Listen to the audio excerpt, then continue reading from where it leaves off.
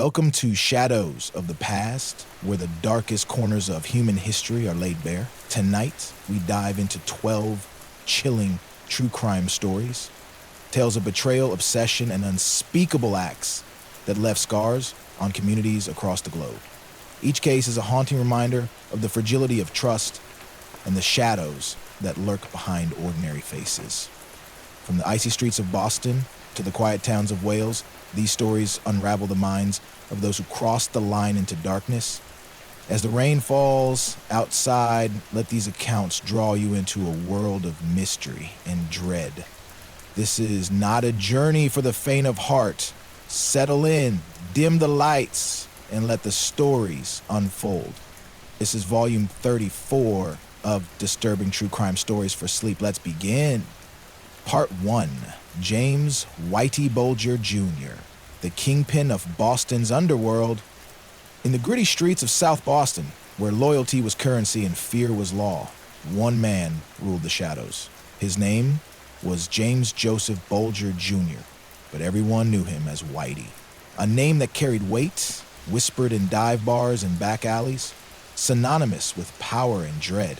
By the 1970s, Whitey Bulger was no ordinary criminal. He was the iron-fisted leader of the Winter Hill Gang, a criminal empire that bled Boston dry through drug trafficking, extortion, and cold-blooded murder. But what made Whitey truly untouchable was a secret so twisted it would shake the city to its core. Born in 1929, Whitey grew up in the tough working-class neighborhoods of Southie. The second of 6 children, he was a scrappy kid with a quick temper and a knack for trouble. By his teens, he was already running with local gangs, stealing cars, and brawling in the streets.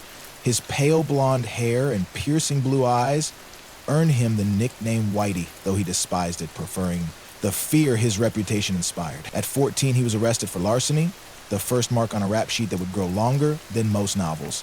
By his early 20s, he'd graduated to armed robbery, landing him in federal prison for nearly a decade. Prison didn't break Whitey, it sharpened him. Behind bars, he learned the art of manipulation, honing a charisma that could charm or terrify. Released in 1965, he returned to Boston with a hunger for power. Southie was a maze of Irish-American pride, where family ties and street codes governed life. Whitey, with his sharp mind and ruthless streak, saw opportunity in the chaos, joined the Winter Hill Gang, a predominantly Irish mob operating out of Somerville, and quickly climbed the ranks. By the mid-1970s, he'd seized control, his name synonymous with the gang's reign of terror. What set Whitey apart wasn't just his brutality, it was his cunning. He ran his empire with precision, orchestrating drug deals that flooded Boston with cocaine and heroin, shaking down bookies and loan sharks for protection money, and eliminating anyone who dared cross him. Bodies piled up in back alleys and parked cars and shallow graves along the Charles River. Rivals like the Mullen Gang learned the hard way. Cross Whitey, and you'd disappear. His enforcers, men like Stephen the Rifleman Flemmy and Kevin Weeks, carried out his orders with chilling efficiency. But Whitey's true genius lay in a deal that would make him untouchable. In the late 1970s, Whitey struck a pact with the devil, or more accurately, with the FBI, recruited by Agent John Connolly, a Southie native who'd grown up idolizing him. Whitey became a confidential informant. The deal was simple. Whitey would feed the FBI intel on his rivals, particularly the Italian mafia under Gennaro and Giulio, and in return the feds would turn a blind eye to his crimes. That was a betrayal of everything Southie stood for. Snitching was a death sentence in the streets, but Whitey played it masterfully. He gave just enough to keep the FBI happy, all while expanding his empire. Connolly and his handlers shielded him, tipping him off to investigations and burying evidence that could have brought him down. For nearly 2 decades, Whitey operated with impunity. He was a ghost, untouchable, a kingpin who walked among the law. While his gang flooded Boston with drugs, he cultivated an image as a Robin Hood figure, handing out cash to struggling families and buying Thanksgiving turkeys for the poor. But behind the facade was a monster. Witnesses who dared to talk vanished.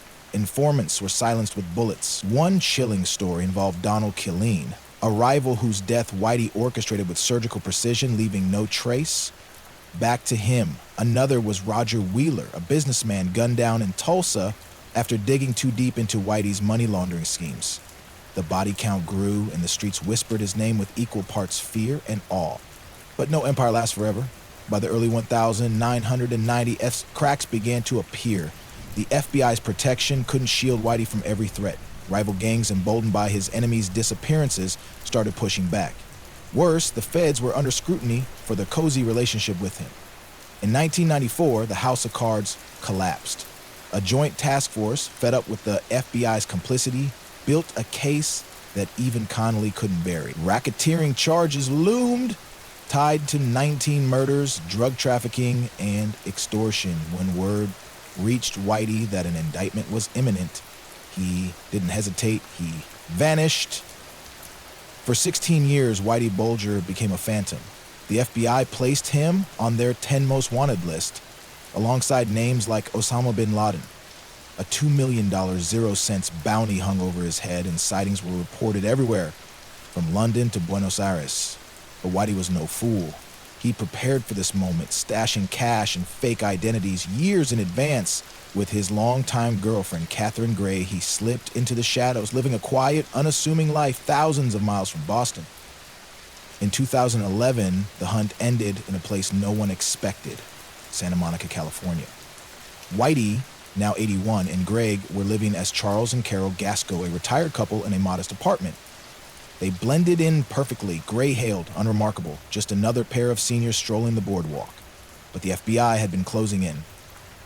A tip from a neighbor, suspicious of the couple's secretive habits, led agents to their door. When they raided the apartment, they found Whitey's arsenal. 30 firearms, including machine guns, and over $800,000, 0 cents in cash, hidden in the walls. The kingpin's reign was over. The trial that followed was a spectacle. In 2013, Boston's federal courthouse became a stage for one of the most notorious criminal sagas in American history. Prosecutors painted Whitey as a sadistic predator, detailing his role in 19 murders. Witnesses, including former allies like Flemmi and Weeks, turned on him, their testimony chilling. Flemmi recounted how Whitey strangled a young woman, Deborah Hussey, with his bare hands, her body later buried in a basement. Weeks described Whitey's cold efficiency, how he'd joke about taking a nap while disposing of corpses. The evidence was overwhelming: phone records, ballistics, even Whitey's own handwritten notes detailing his crimes. Whitey, defiant to the end, didn't deny his life as a criminal. He took the stand, his voice gravelly but unrepentant, claiming he was never an informant, a lie meant to salvage his street cred. He painted himself as a product of Southie's brutal code, a man who did what he had to do. But the jury saw through the myth.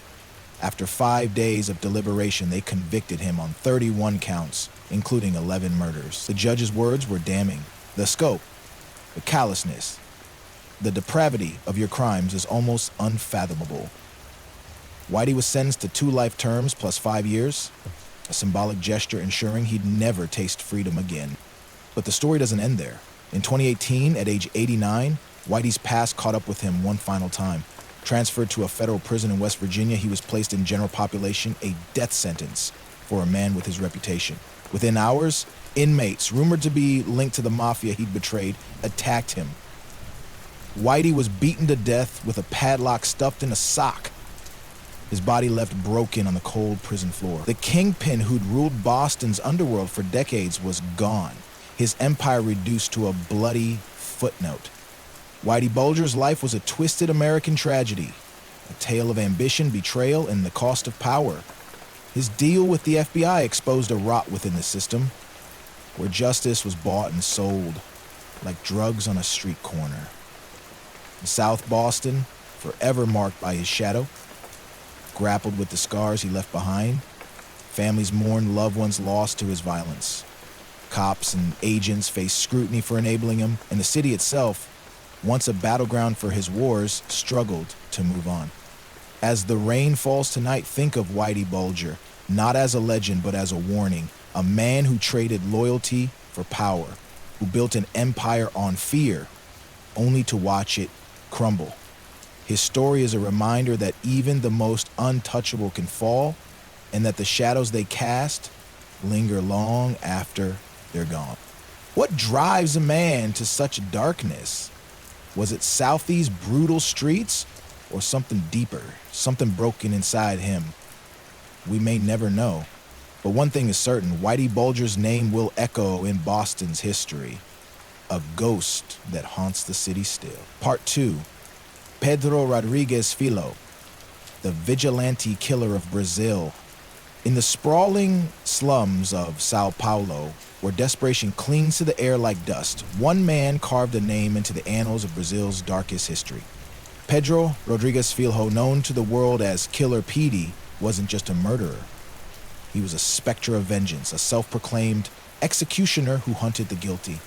By the time he was stopped, his hands were stained with the blood of over 70 souls, many of them criminals he deemed unworthy of life. But beneath the myth of a vigilante lies a story of rage, trauma, and a justice system that failed to contain a monster of its own making. Born in 1954 in Santa Rita do Sapucaí, a small town in Brazil's Minas Gerais state, Pedro's life began with violence. His father, a farmhand with a brutal streak, beat his mother while she was pregnant, leaving Pedro with a fractured skull before he even took his first breath. The injury would haunt him, a ticking time bomb in his brain, some say, fueling the fury that defined his life. Growing up in poverty, Pedro was no stranger to hardship. His family scraped by, living in a shack where hunger was a constant companion, but it wasn't just poverty that shaped him, it was betrayal. At 13, Pedro's world shattered. His father, in a drunken rage, accused a cousin of stealing and shot him dead. The murder tore the family apart, and Pedro, already a troubled boy, internalized the lesson: justice was something you took, not something you waited for. A year later, at 14, he claimed his first victim. The target was the town's deputy mayor, a man Pedro believed had unjustly fired his father from a job. Pedro stole a rifle, waited in the shadows, and shot the man dead outside his home. The second kill came weeks later. A security guard Pedro suspected of theft. 2 bodies, 2 bullets, and a teenager who felt no remorse. Pedro didn't stop there. He fled to Mogi das Cruzes, a gritty suburb of Sao Paulo, where he fell in with the city's underbelly.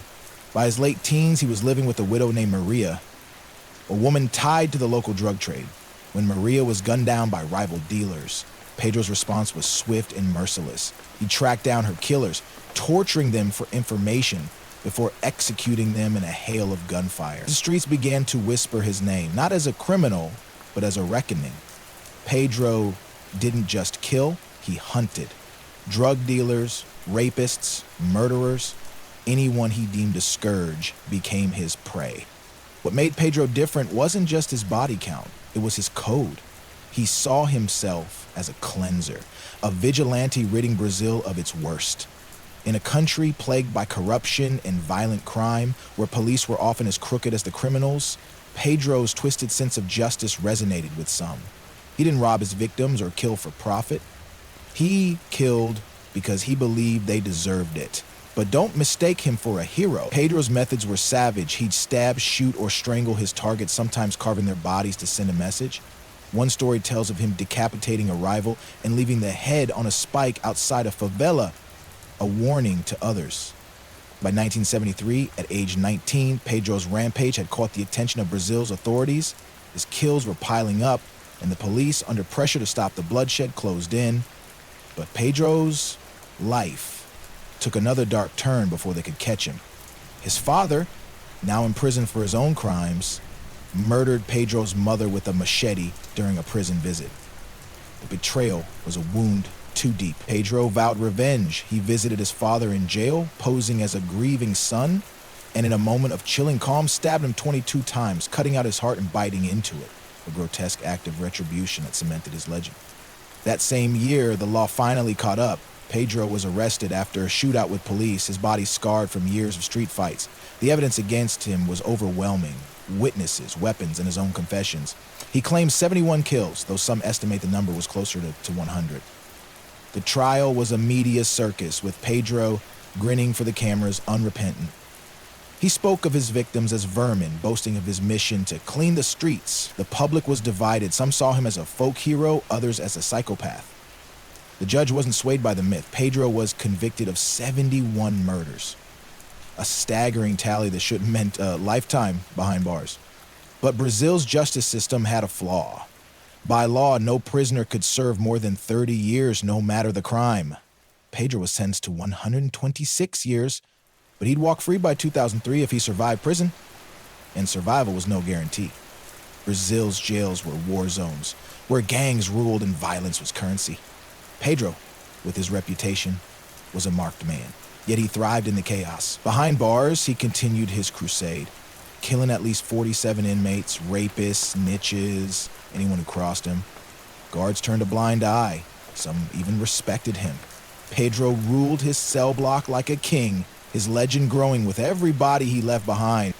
In 2007, after 34 years, Pedro walked out of prison. He was 53, his face weathered, his eyes still burning with that same unyielding rage. Brazil's streets had changed, but Pedro hadn't. He settled in Taubaté, a quiet town far from Sao Paulo's chaos, and for a while, it seemed he might fade into obscurity. He worked odd jobs, lived modestly, even started a YouTube channel where he ranted about crime and corruption, styling himself as a reformed vigilante. To some, he was a curiosity, a living relic of Brazil's violent past. To others, he was a ticking bomb. The quiet didn't last. In 2011, Pedro was arrested again, this time for inciting a riot and holding a woman hostage during a dispute. The charges were minor compared to his past, but they reignited the debate. Could a man like Pedro ever change?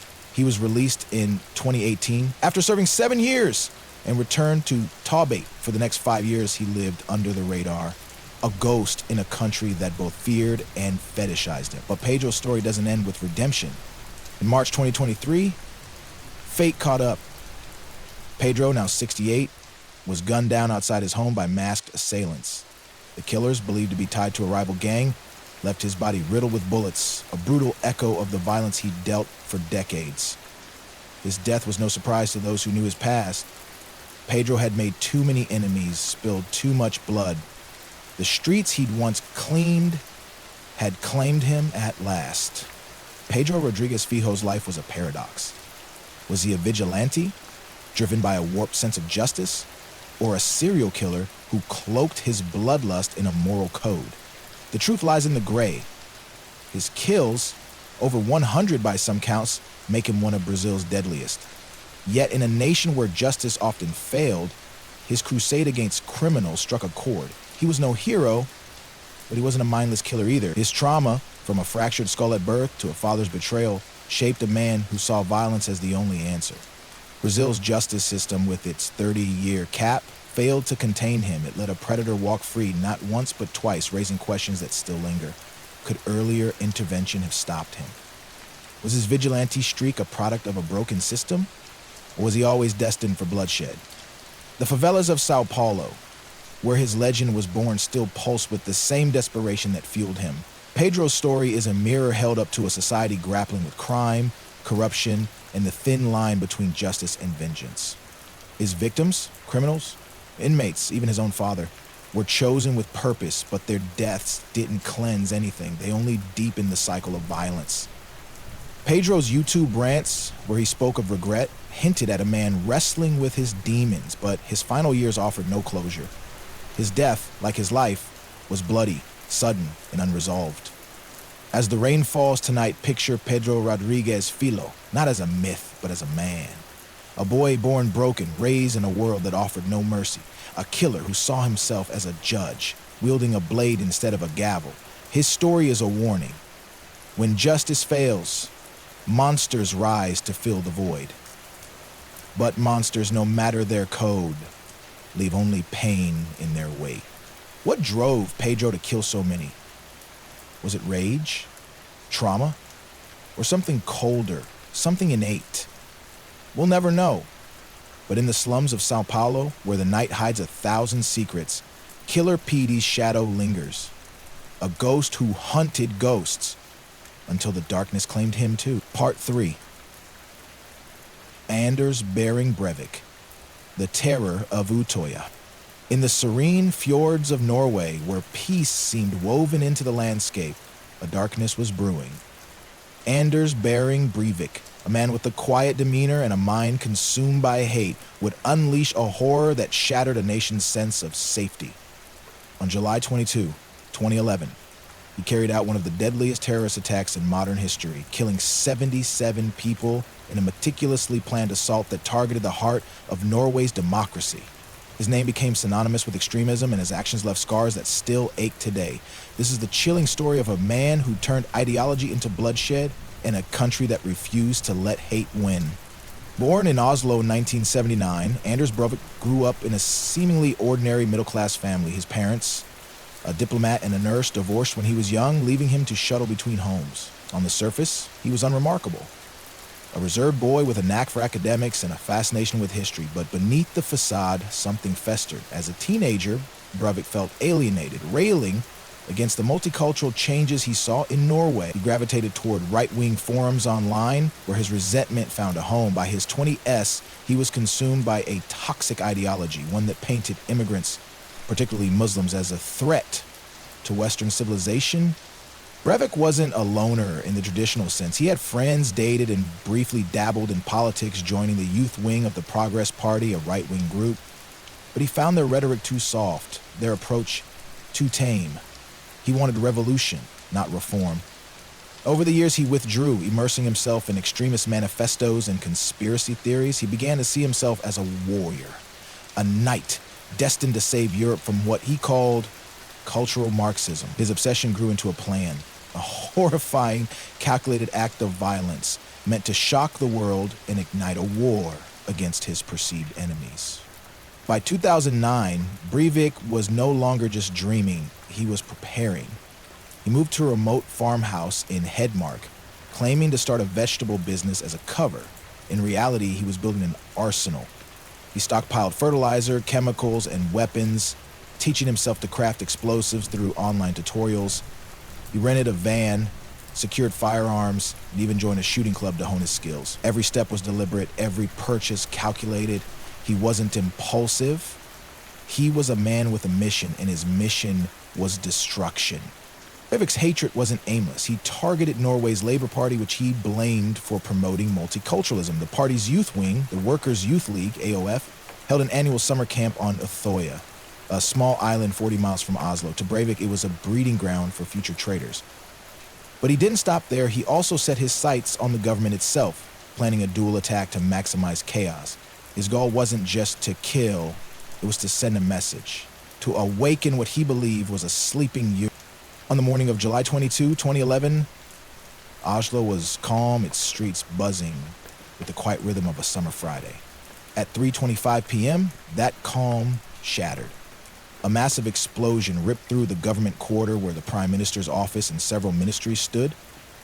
The bomb, hidden in a white Volkswagen van, was a deadly mix of fertilizer and fuel, detonated with devastating force. Windows shattered for blocks, buildings crumbled, and screams filled the air. 8 people died instantly, their bodies buried under rubble. Hundreds were injured. The city plunged into panic. Breivik, dressed in a fake police uniform, watched from a distance, his face expressionless. The bomb was only the beginning. While emergency services scrambled to respond, he was already on the move, driving toward Utøya. The island, a lush retreat surrounded by Lake Tyrifjorden, was hosting 600 young people at the AUF camp. They were teenagers, idealistic and full of hope, debating politics and dreaming of a better future. Breivik saw them as enemies, pawns in a system he despised. At 4:50 p.m., he arrived at the mainland dock, flashing a forged ID to board the ferry to Utøya. The camp's security, trusting his uniform, let him pass. When he stepped onto the island, he carried a semi-automatic rifle, a pistol, and enough ammunition to kill every soul there. The first shots rang out at 5:21 p.m. Campers, confused, thought it was a drill. Then, they saw the bodies fall. Breivik moved with chilling precision, stalking his victims through the camp's paths and cabins. He shot at close range, targeting those who ran, those who hid, those who begged. The island became a killing ground. Teenagers fled into the woods, dove into the freezing lake, or barricaded themselves in buildings. Some played dead, praying he'd pass them by. Others sent desperate texts to their parents. "I love you, there's a gunman!" Breivik showed no mercy. He hunted for 72 minutes, reloading calmly as he fired. Witnesses later described his face, blank, almost robotic, as if the act of killing was mechanical. By the time police arrived, 69 people were dead, most of them under 20, the youngest was 14. Breivik didn't resist arrest. He dropped his weapons and surrendered, his mission complete. As police swarmed the island, survivors emerged, trembling, their lives forever altered. The nation watched in horror as news spread. Oslo's bomb and Utoya's massacre were linked, the work of one man. Norway, a country of 5 million known for its peace and prosperity, had never faced such a tragedy. The death toll, 77, made it the deadliest attack on Norwegian soil since World War II. But Breivik wasn't done. Hours before the attacks, he'd emailed a 1,500-page manifesto to thousands of contacts. Titled 2083, A European Declaration of Independence, it was a rambling, hate-filled screed outlining his ideology. He railed against immigration, feminism, and Islam, calling for a crusade to reclaim Europe. The document wasn't just a rant. It was a blueprint detailing his planning, his weapons, even his diet and steroid use to prepare for the attack. He wanted the world to know why he'd done it, to inspire others to follow. The trial, beginning in April 2012, was a test of Norway's resolve. Breivik was charged with terrorism and murder, facing a maximum of 21 years. The country's lenient sentencing law sparked outrage among some, but Norway's justice system allowed for indefinite extensions if a convict remained a threat. And Breivik's case would push that to the limit. The courtroom was a fortress with bulletproof glass and armed guards. Breivik, clean-shaven and dressed in a suit, entered with a smirk, raising a clenched fist in a salute to his extremist ideals. Prosecutors laid out the evidence with surgical precision. Surveillance footage showed the van in Oslo. Ballistics tied his weapons to the Utoya killings. Survivors testified, their voices breaking as they recounted the terror. One girl described hiding under a bed, hearing Breivik's footsteps as he shot her friends. A boy told of swimming across the lake, bullets splashing around him. The stories were gut-wrenching, each one a reminder of the lives stolen. Breivik listened impassively, occasionally nodding as if proud. His defense was chilling. He admitted to the killings but claimed they were necessary to save Norway. He called himself a commander in a fictional Knights Templar network, a delusion prosecutors debunked. His manifesto, entered as evidence, revealed a man obsessed with control.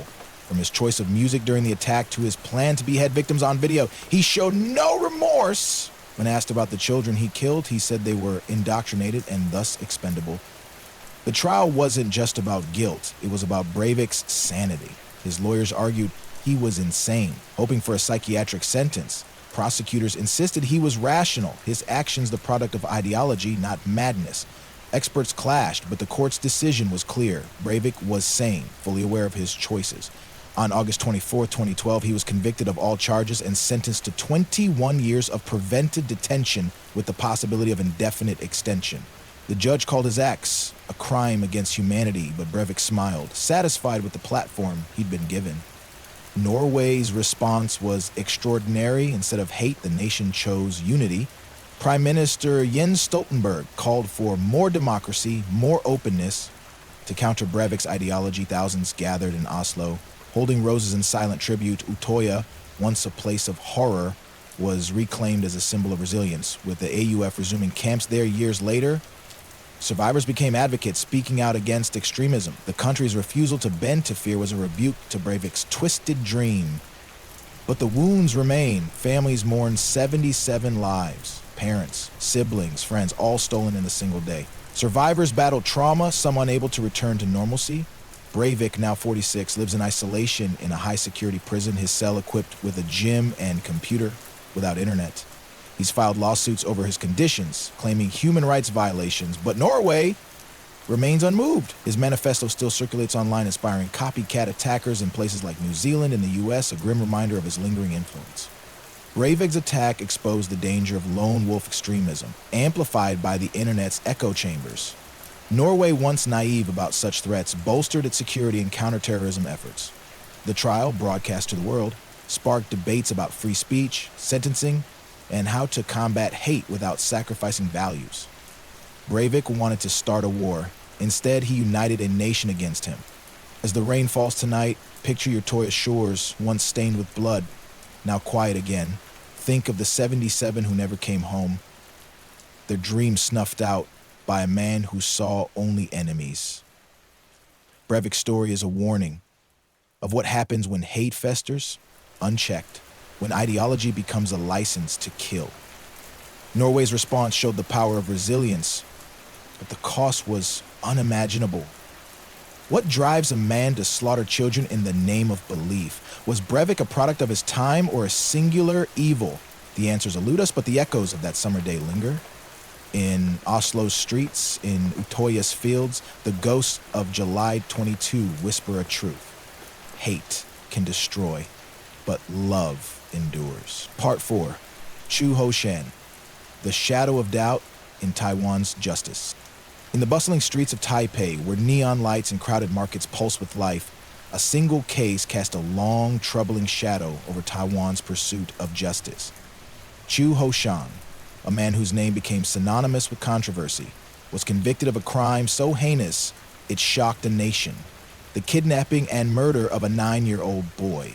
But this isn't just a story of a killer and his victim. It's a tale of a justice system under scrutiny, of confessions coerced, and of a society wrestling with the question, what if the wrong man paid the ultimate price? For over 2 decades, Chu's case divided Taiwan, exposing flaws that linger in the darkness of doubt. Born in 1962 in a working-class neighborhood of Taipei, Chu Ho-shan grew up in a world of modest means. His family scraped by, his father a laborer, his mother a homemaker. Chu was quiet, unremarkable, the kind of man who blended into the crowd.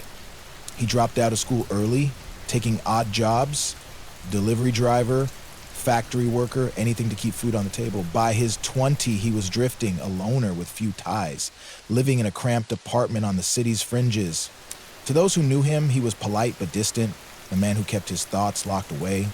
But in 1987, something changed. On a humid September evening, a 9-year-old boy named Lu Cheng vanished from his neighborhood in Taipei's Zhongshan district. Lu was a bright, curious child, known for riding his bicycle through the narrow alleys near his home. That day, he'd been playing after school, his laughter echoing through the streets. When he didn't return for dinner, his parents grew frantic. They searched the neighborhood, calling his name, knocking on doors. By nightfall, panic set in, the police were called, and a missing persons case began.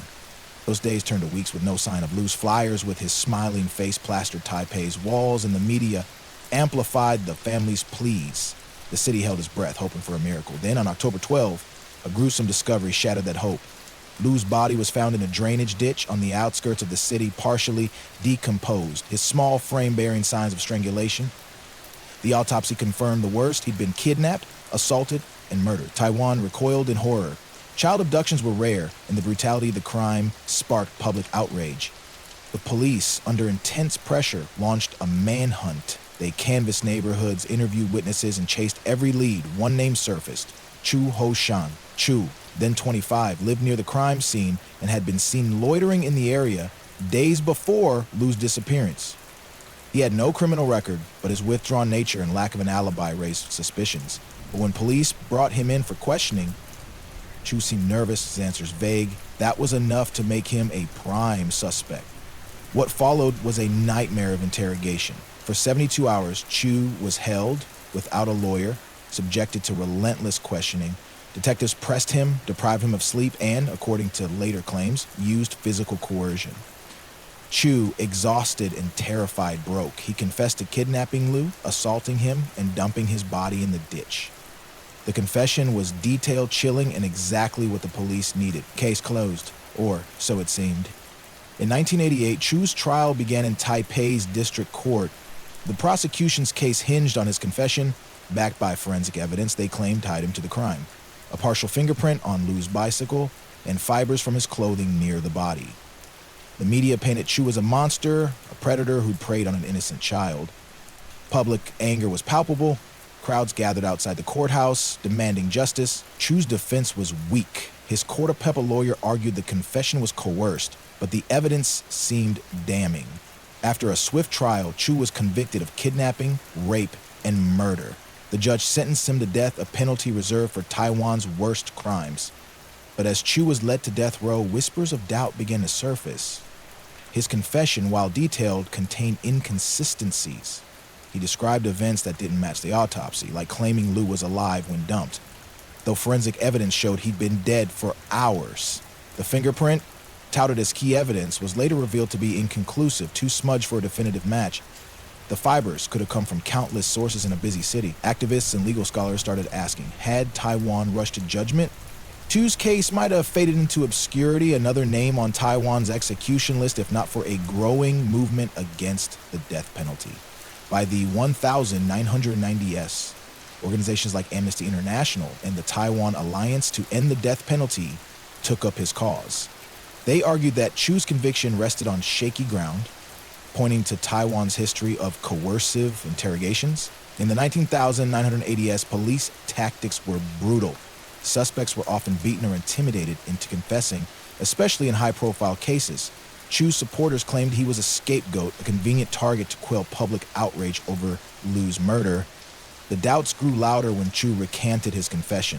From his cell, he insisted he was innocent, claiming police had fed him details of the crime and threatened him with torture. His story was compelling, but it faced a hurdle. Taiwan's justice system was slow to admit mistakes. Appeals dragged on, each one rejected. Yet, the case refused to die. In 1996, a retired detective came forward alleging he'd witnessed Chu's interrogation and seen officers use pressure tactics to extract the confession.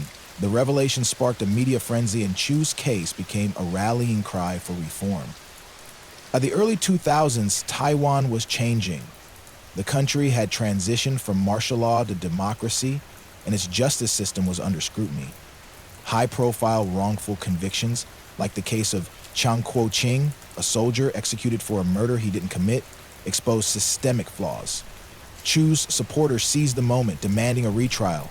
They pointed to new forensic techniques, like DNA testing, that could re-examine evidence. In 2003, a court agreed to review the case, a rare concession. But the results were inconclusive. Key evidence, like Lou's clothing, had been mishandled or lost over the years. The retrial upheld Chu's conviction, though the judge noted lingering questions.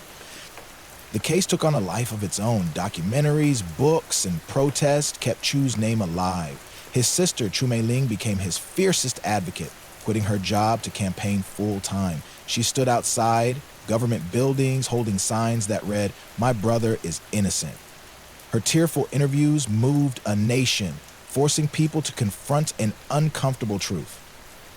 What if Chu was telling the truth? The public was split. Some believed he was guilty, citing the brutality of Lou's murder and the need for closure. Others saw him as a victim of a flawed system, a man who'd lost decades to a lie.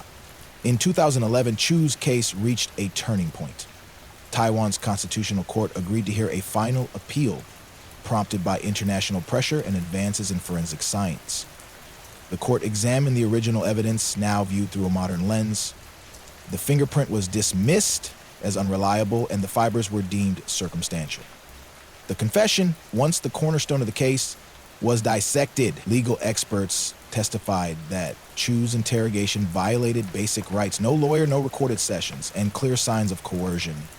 Yet the court faced a dilemma. Without new evidence proving Chu's innocence, overturning the conviction was risky. The hearing was a spectacle. Lou's family, still grieving, sat in the courtroom, their pain raw after 24 years. They believed Chu was guilty, arguing that reopening the case dishonored their son's memory. Chu's sister countered with her own anguish, pleading for truth over vengeance. The nation watched, torn between justice for a murdered child and the fear of executing an innocent man. The court's ruling was a compromise. Chu's death sentence was commuted to life imprisonment, acknowledging doubts but stopping short of exoneration. Chu remained in prison, a symbol of Taiwan's evolving conscience. By 2015, the government began broader reforms, inspired partly by his case. New laws mandated recorded interrogations, access to lawyers, and stricter evidence standards. The death penalty, still legal, was used sparingly. Only 33 executions occurred between 1987 and 2020. Chu's advocates continued to fight, hoping for a full retrial, but time was against them. Evidence degraded, witnesses died, and Chu himself, now in his 50s, says, grew frail in confinement. The case never resolved neatly. Lou's killer, whether Chu or someone else, left a wound that never healed. For Lu's parents, the uncertainty was torture, their son's memory tangled in legal battles. For Chu, life in prison was its own purgatory, a man caught between guilt and innocence, his truth buried in a system that failed him. Taiwan grappled with the fallout, its faith in justice shaken. The media, once quick to vilify Chu, now questioned their role in shaping public perception. What makes Chu's story so haunting isn't just the crime, it's the ambiguity. Was he a predator who slipped through the cracks or a victim of a system desperate for answers? The evidence, even now, is murky. The fingerprint, the fibers, the confession, all crumbled under scrutiny, yet no definitive proof cleared his name. Taiwan's justice system, once rigid, bent under the weight of his case, but not enough to set him free. The reforms it sparked saved others, but for Chu, they came too late. As the rain falls tonight, picture Taipei's crowded streets where a boy's laughter once echoed. Think of Lu Cheng, forever 9, and Chu Hoshan, forever trapped in a cell of doubt. Their story is a warning of what happens when justice rushes to judgment, when truth becomes a casualty of fear. Taiwan learned from its mistakes, but at what cost? A child's life, a man's freedom, a nation's trust, all fractured, perhaps forever. What really happened that September evening? Did Chu take Lu's life, or was he just a man in the wrong place at the wrong time? The answers are lost in the shadows, where doubt reigns supreme. In Taipei's heart, the question lingers, a ghost that haunts the living. What if we got it wrong? Part 5. Ang Su-yin, the silent betrayal in Singapore. In the gleaming city-state of Singapore, where order and discipline reign, a single act of violence shattered the illusion of safety. Ang Su-yin, a woman described as reserved and unassuming, hid a storm of emotions beneath her quiet exterior. In 2011, she committed a crime that stunned a nation. The murder of her best friend and former lover, Se Sui-ping. What began as a tangled web of friendship, love, and resentment ended in a brutal act that left Singapore questioning how well we truly know those closest to us. This is the story of a betrayal born in silence and the devastating cost of emotions left to fester. Ang Su-yin was born in 1978 in Singapore's heartlands, a child of the city's working class, HDB flats. The second of 3 siblings, she grew up in a modest household, her parents toiling long hours to provide. Su-yin was a model student, diligent, polite, and fiercely private. She excelled in school, earning a degree in business from Nanyang Technological University. By her late 20s, she was carving a steady career in marketing, her life a picture of Singapore's aspirational dream. But beneath the surface, Su-yin was adrift, wrestling with a sense of isolation she could never quite articulate. Her closest confidant was Sia Sui-ping, a vivacious woman she met in university. Sui-ping, 2 years older, was everything Su-yin wasn't. Outgoing, charismatic, the life of every room. Their friendship blossomed quickly, rooted in late-night study sessions and shared dreams of success. By their mid-20s, the bond deepened into romance. For Su-yin, who'd always struggled with connection, Sui-ping was a lifeline, a spark in her otherwise muted world. They moved in together, sharing a modest apartment in Tampines, their lives entwined in a way that felt unbreakable. But love, like all things, can fracture. By 2009, the relationship soured. Sui-ping, restless and ambitious, wanted more career opportunities, new horizons. Su-yin, content with stability, felt left behind. Arguments flared over money, future plans, and unspoken resentments. Sui-ping ended the relationship, but the two remained roommates, bound by a lease and a history too complex to unravel. The apartment, once a haven, became a pressure cooker. Su-yin withdrew, her silence masking a growing bitterness. Sui-ping, ever the extrovert, moved on, dating others and filling the space with new energy. To outsiders, they were still friends, but the cracks were deepening. The tension wasn't just emotional, it was financial. Su-yin, meticulous with money, resented Sui-ping's carefree spending. Bills went unpaid, loans between them lingered, and petty disputes over household expenses became battlegrounds. Su-yin's diary, later found by police, revealed her anguish. "She takes everything for granted," she wrote. "I gave her my heart and she threw it away." The words were a window into a mind unraveling, a woman who felt betrayed by the one person she trusted most. On the night of June 14, 2011, the simmering resentment boiled over. It was a humid Tuesday, the kind where Singapore's heat clings to the skin. Suyin and Sui Ping were home. The apartment quiet except for the hum of the air conditioner. What started as a routine argument over a $200 0 cents loan Sui Ping hadn't repaid escalated into something far darker. Voices rose, accusations flew, and years of suppressed pain erupted. Sui Ping, exasperated, turned to leave the room. That's when Suyin snapped. She grabbed a kitchen knife, its blade glinting under the fluorescent light. Sui Ping didn't see it coming. Suyin lunged, stabbing her in the back, the force knocking Sui Ping to the floor. The attack was frenzied, fueled by a rage Suyin had buried for years. She stabbed again and again, 17 times, the autopsy later revealed. Each blow a release of the hurt she'd carried. Sui Ping fought back, her hands clawing at the air, but it was no use. Blood pooled on the linoleum, staining the apartment's pristine floor. By the time Suyin stopped, Sui Ping was gone, her eyes staring blankly at the ceiling. For a moment, Suyin stood frozen, the knife slipping from her hand. The reality of what she'd done crashed over her. But panic gave way to calculation. She dragged Sui Ping's body to the bathroom, placed it in the tub to contain the blood. She scrubbed the kitchen floor, wiped down surfaces, and stuffed her bloodied clothes into a plastic bag. For 2 days, she lived with the body, going to work as if nothing had happened, her colleagues unaware of the horror waiting at home. Suyin's calm was chilling, a mask forged in the heat of her crime. But secrets don't stay buried in Singapore, where neighbors notice everything. On June 16, a tenant in the building reported a foul odor coming from Suyin's apartment. Maintenance workers, suspecting a leak, alerted the police. When officers arrived, Suyin opened the door, her face pale but composed. She claimed Sui Ping was away, but the smell was unmistakable. A search revealed the unthinkable. Sui Ping's body, wrapped in plastic in the bathroom, her wounds telling a story of rage. Suyin's facade crumbled. She was arrested on the spot, her hands trembling as handcuffs snapped shut. The discovery sent shockwaves through Singapore. Murder was rare in a city known for its low crime rate, and a case involving 2 women, former lovers, was unheard of. The media descended, splashing headlines across front pages.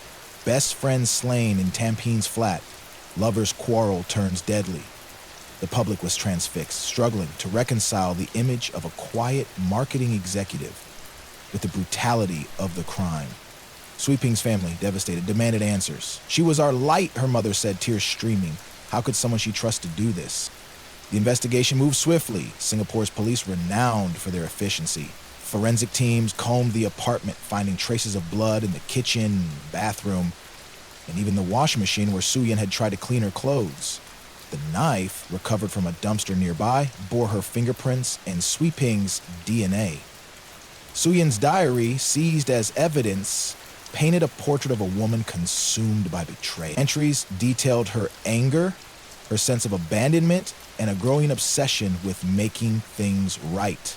It was a roadmap to murder, written in her own hand. Suyin's trial began in March 2012, a spectacle that gripped the nation. The courtroom was packed, reporters scribbling fiercely as prosecutors laid out their case. They argued Suyin's actions were not a spur-of-the-moment lapse, but the culmination of years of resentment. The 17 stab wounds, they said, showed intent, a deliberate choice to end Sui Ping's life. The cleanup, the days spent living with the body, these were the acts of a calculated mind, not a panicked one. The prosecution called witnesses, neighbors who'd heard shouting, colleagues who'd noticed Suyin's recent withdrawal, and Sui Ping's new partner who spoke of her plans to move out, a decision that may have been the final straw. Suyin's defense was a gamble. Her lawyer argued manslaughter, not murder, claiming she'd acted in a moment of passion, triggered by Sui Ping's dismissive attitude during their argument. They painted Suyin as a woman under immense emotional strain, her mental health fraying after the breakup. A psychiatrist testified, diagnosing her with borderline personality disorder, suggesting her rage was a symptom of untreated. But the jury wasn't swayed. The diary entries, written months before the crime, showed a woman planning, not reacting, her calm after the killing, going to work, smiling at colleagues, undermined claims of a fleeting breakdown. The trial wasn't just about guilt, it was a mirror held up to Singapore's soul. The case sparked debates about mental health, a topic often stigmatized in the city's high-pressure culture. Suyin's isolation, her inability to seek help, resonated with the generation grappling with unspoken struggles. Commentators question whether Singapore's relentless pursuit of success left room for vulnerability. Others focused on the crime's intimacy. A woman killing her closest friend, a betrayal that felt personal to a society built on trust. Soo Yin's family sat through every session, their grief palpable. Her brother took the stand, his voice breaking as he described her infectious laugh, her dreams of starting a business. She trusted Soo Yin, he said, and that trust killed her. The words hung heavy, a reminder of the human cost. Soo Yin, for her part, showed little emotion. She sat silently, her eyes fixed on the floor, as if detached from the proceedings. When asked to speak, she offered only a brief apology. "I didn't mean for this to happen. It was too little, too late." On June 8, 2012, the verdict came. After 3 days of deliberation, the jury found Soo Yin guilty of manslaughter, not murder. A nod to the defense's argument of diminished responsibility. The judge, in his sentencing remarks, called the crime a tragic loss born of uncontrolled emotions. Soo Yin was sentenced to 18 years in prison, a term that sparked mixed reactions. Some felt it was too lenient given the brutality, others saw it as fair, recognizing her mental state. Soo Ping's family left the courtroom in tears, their closure incomplete. Soo Yin's life behind bars was a stark contrast to her past. Changi Prison, Singapore's fortress of rehabilitation, offered counseling and vocational programs, but Soo Yin remained withdrawn. Reports from guards described her as compliant but distant, a woman haunted by her own actions. Outside, Singapore moved on, but the case left ripples. Mental health hotlines saw a surge in calls, and schools introduced programs to address emotional well-being. The tragedy forced a reckoning, a reminder that even in a city of order, human hearts could break in devastating ways. Soo Ping's memory endured in small, quiet ways. Her family created a scholarship in her name, supporting young women in business, a nod to her unfulfilled dreams. Friends held annual vigils, lighting candles at the Tampines flat where she died. The apartment itself, stained by tragedy, stood empty for years, a silent monument to a life cut short. Singapore's media, reflecting on the case, shifted tone, moving from sensationalism to empathy, urging readers to seek help before resentment turned to ruin. What makes Soo Yin's story so haunting isn't the violence, it's the intimacy. She wasn't a stranger or a predator. She was Soo Ping's friend, her lover, her confidant. The betrayal was personal, a wound that cut deeper than any knife. Singapore, with its pristine streets and rigid laws, couldn't legislate against the chaos of human emotion. Soo Yin's crime was a reminder that the quietest among us can harbor the loudest storms, and that love, when twisted, can be as deadly as hate. The case also exposed gaps in a society that prided itself on control. Mental health resources, while improving, were still out of reach for many. Soo Yin's diary, with its cries for help, went unnoticed until it was too late. Could intervention have stopped her? Could Soo Ping have been saved? These questions linger unanswered in the city's collective conscience. Singapore learned to listen, but the lesson came at a cost. A life lost, another forever altered. As the rain falls tonight, picture that Tampines apartment, its walls holding the echo of a friendship shattered. Think of Soo Ping, her laughter silenced, and Soo Yin, her life reduced to a cell and regret she'll never escape. Their story is a warning of what happens when pain festers, when trust turns to treachery. In Singapore's ordered world where every detail is planned, the human heart remains unpredictable, capable of beauty and horror in equal measure. What drove Soo Yin to that fatal moment? Was it love gone sour, or a darkness she couldn't name? The truth lies buried with Soo Ping, in a silence that speaks louder than words. In the city's glow, their shadows linger, a reminder that even the closest bonds can break. And when they do, the fallout can be deadly. Part 6, Machynlleth, the Predator in the Classroom. In the rolling hills of southern France, where quaint villages and ancient forests paint a picture of tranquility, a darkness hid within the walls of a prestigious boarding school. Machynlleth, a 17-year-old student with a troubled past, unleashed a horror that shattered the innocence of a community. In November 2011, he raped and murdered 13-year-old Agnes Marine. This is the story of a predator who slipped through the cracks, a school that failed to protect, and a nation forced to confront the monsters hiding in plain sight. Machynlleth was born in 1994 in Nîmes, a historic city known for its Roman ruins and vibrant culture. Raised in a middle-class family, he was the youngest of 3 children. His father a civil servant, his mother a teacher.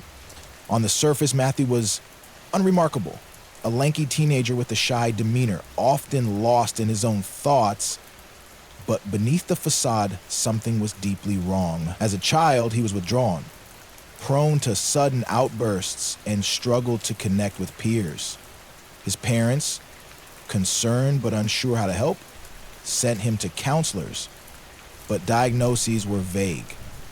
Possible behavioral issues, perhaps undiagnosed ADHD. By age 14, Matthew's troubles escalated. In 2008, he was arrested for sexually assaulting a younger girl in his neighborhood. The victim, a 12-year-old classmate, described a terrifying encounter. Matsuo lured her to a secluded park where he assaulted her before letting her go. The case was handled quietly, as juvenile offenses often are in France. Matsuo, then 15, was convicted of sexual assault and sentenced to probation with mandatory therapy. His parents, hoping to steer him straight, enrolled him in College Sevenol, a private boarding school in Le Chambon-sur-Lignon, a remote village in the Haute-Loire region. The school, known for its progressive ethos and history of sheltering refugees during World War II, seemed like a fresh start. But College Sevenol was no sanctuary. The school prided itself on second chances, accepting students with troubled backgrounds alongside high-achieving teens. Mathieu, with his juvenile record, was admitted with minimal oversight. His probation officer's reports noted concerning behavior, obsessive tendencies, a fixation on younger girls, but these warnings never reached the school. Mathieu blended in, a quiet student who kept to himself. His past is secret even to the teacher. He was charming when he wanted to be, his boyish looks disarming. To classmates, he was just another kid, maybe a little odd, but harmless. Agnes Marin couldn't have been more different. Born in 1998 in Paris, she was a bright, spirited 13-year-old with a passion for music and literature. Her parents, both professionals, sent her to College Sevenol for its academic reputation and serene setting. Agnes was a star student, her laughter a fixture in the school's hallways.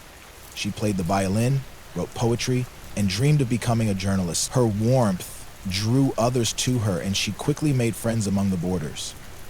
To Agnes, the school was a place of possibility, a safe haven where she could grow. On November 11th, 2011, that illusion shattered. It was a crisp autumn evening, the campus quiet as students settled into their dorms. Agnes had been studying in the library, preparing for a history exam. Around 7 p.m., she left to return to her room, a short walk across the wooded campus. She never made it. Mateo, who'd been watching her for weeks, saw his chance. He'd fixated on Agnes, her innocence and vibrancy a magnet for his twisted desires. That night, he followed her, his steps silent in the dusk. What happened next was reconstructed through chilling evidence. Mathieu approached Agnes near a cluster of trees, striking up a conversation. She knew him vaguely, enough to exchange small talk. But his demeanor shifted. He grabbed her, dragging her into a dense thicket away from the path. Agnes fought, her screams muffled by his hand. Mathieu overpowered her, raping her with a brutality that spoke of deep-seated rage. When she continued to struggle, he panicked, or so he later claimed. He stabbed her 17 times with a pocket knife, the blade piercing her chest, neck, and face. Her body, left in the underbrush, was hidden by leaves and branches, a crude attempt to cover his tracks. Mathieu returned to his dorm, his clothes bloodied but unnoticed in the dark. He showered, burned his clothes in a secluded spot on campus, and went to bed as if nothing had happened. The next morning, when Agnes didn't show up for class, her friends raised the alarm. Teachers assumed she'd wandered off. Runaways weren't uncommon at boarding schools. But as hours passed, concern grew. Her parents, contacted in Paris, rushed to La Chambon, their fear mounting. By evening, a search was underway, with police, volunteers, and sniffer dogs combing the campus. On November 13th, 2 days after the murder, a groundskeeper found Agnes's body, her small frame curled beneath the foliage. The discovery sent shockwaves through the school. Students were confined to dorms, parents descended in droves, and the media swarmed the village. The autopsy was grim. Agnes had been raped, her body bearing defensive wounds that showed she'd fought for her life. The stab wounds delivered with force suggested a killer driven by both lust and fury. France, a nation unaccustomed to such violence in its rural heartlands, was horrified. The police moved quickly, their focus narrowing to the school's students. Mathieu, with his history of sexual assault, was an immediate suspect. When questioned, he was calm, almost detached, claiming he'd been in his room all evening. But his story unraveled. A classmate reported seeing him near the woods that night, his demeanor off. Forensic teams found traces of Agnes's blood on a burned fragment of fabric in the forest, later linked to Mathieu's clothing. His dorm room yielded a chilling clue, a notebook filled with obsessive sketches of young girls, some resembling Agnes, alongside violent fantasies scrawled in jagged handwriting. Under pressure, Mathieu cracked. In a second interrogation, he confessed, his voice flat as he described luring Agnes, assaulting her, and killing her to silence her screams. He claimed it wasn't planned, that he'd lost control, but the evidence told a different story. The knife, kept in his pocket for weeks, suggested premeditation. His careful disposal of evidence, burning clothes, hiding the body, pointed to a mind aware of its guilt, and the confession, chilling in its detail, sealed his fate. He was arrested and charged with rape and murder, his juvenile status no shield against the crime's severity. The investigation exposed a deeper scandal, College Stefano's negligence. The school had no record of Mathieu's prior conviction, despite his probation status. Administrators admitted they'd never checked his background, relying on his parents' assurances. Teachers, unaware of his history, had noticed his odd behavior, staring at younger students, isolating himself, but dismissed it as teenage awkwardness. The revelation sparked outrage. How could a known sex offender be allowed near vulnerable children? Parents pulled their kids from the school and enrollment plummeted. By 2014, College Stefano, unable to recover from the scandal, closed its doors forever. Mathieu's trial began in June 2013 in Saint Etienne, a closed-door proceeding due to his age. The courtroom was tense. Agnes's parents sitting stoically as prosecutors detailed the crime. They presented forensic evidence, DNA, blood traces, the knife's blade marks, alongside Mathieu's confession. Witnesses, including classmates, described his unsettling fixation on Agnes, how he'd linger near her in a cafeteria, his eyes tracking her every move. The prosecution argued the murder was premeditated, pointing to his notebook and the deliberate steps he took to cover his tracks. The defense leaned on Mathieu's youth and mental state. They called psychologists who testified he had impulse control issues and a distorted view of relationships, possibly tied to undiagnosed personality disorders. They argued he wasn't a monster, just a troubled teen who'd spiraled out of control. But the argument fell flat.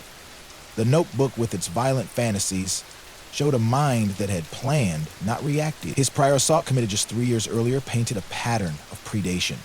Agnes's parents, in a heart-wrenching statement, spoke of their daughter's light, her dreams, and the void her death left.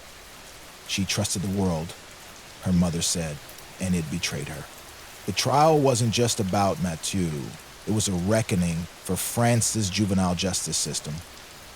His 2008 conviction had been handled leniently, a reflection of the country's belief in rehabilitating young offenders.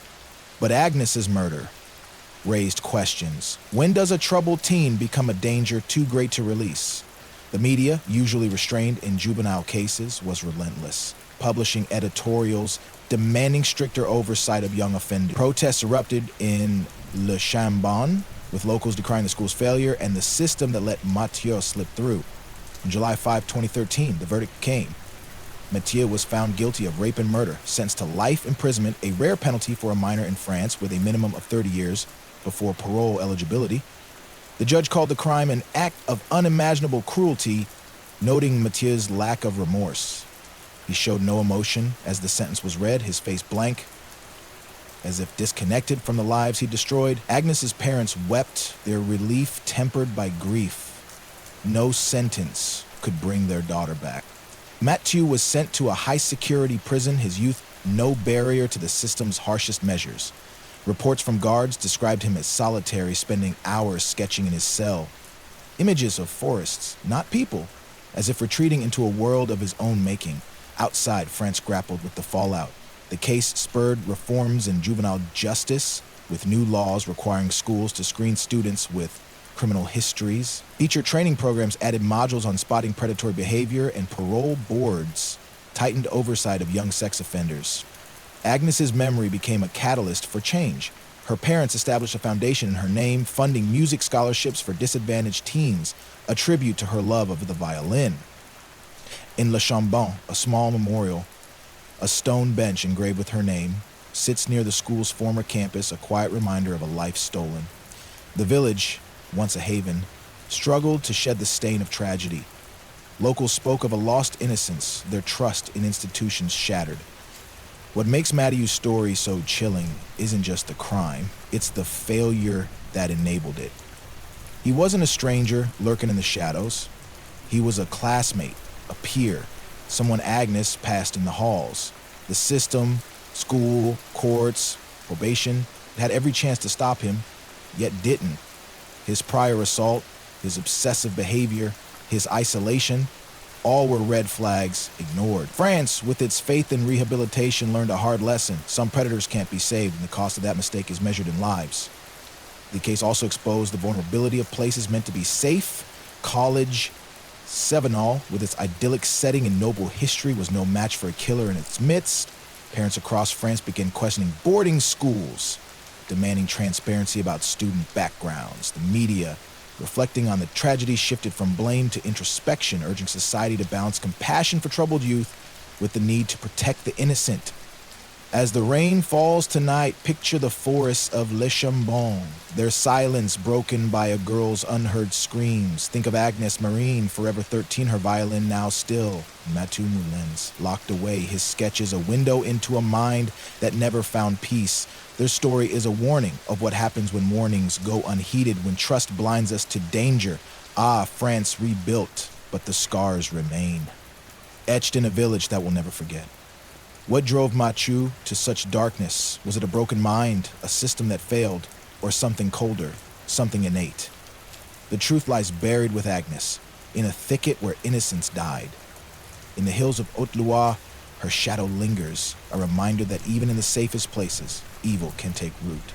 And when it does, the cost is eternal. Part 7, George Zimmerman, The Night That Divided a Nation. In the humid suburban sprawl of Sanford, Florida, where quiet streets belie the tension simmering beneath, a single gunshot shattered a community and sparked a firestorm that still burns. On February 26, 2012, George Zimmerman, neighborhood watch volunteer with a zeal for authority, killed 17-year-old Trayvon Martin, an unarmed black teenager walking home from a convenience store. The incident, steeped in racial undertones and a controversial law, became a lightning rod for America's deepest divides. This is the story of a fatal encounter, a trial that gripped the world, and a nation forced to confront its fractured soul. George Michael Zimmerman was born in 1983 in Manassas, Virginia, the third of 4 children in a middle-class family. His father, a military veteran and magistrate, instilled a sense of discipline. His mother, of Peruvian descent, ran a tight household. Growing up in a diverse community, Zimmerman was no stranger to racial complexity, but he leaned into a rigid view of order. A devout Catholic, he served as an altar boy and later pursued a career in law enforcement, dreaming of becoming a cop.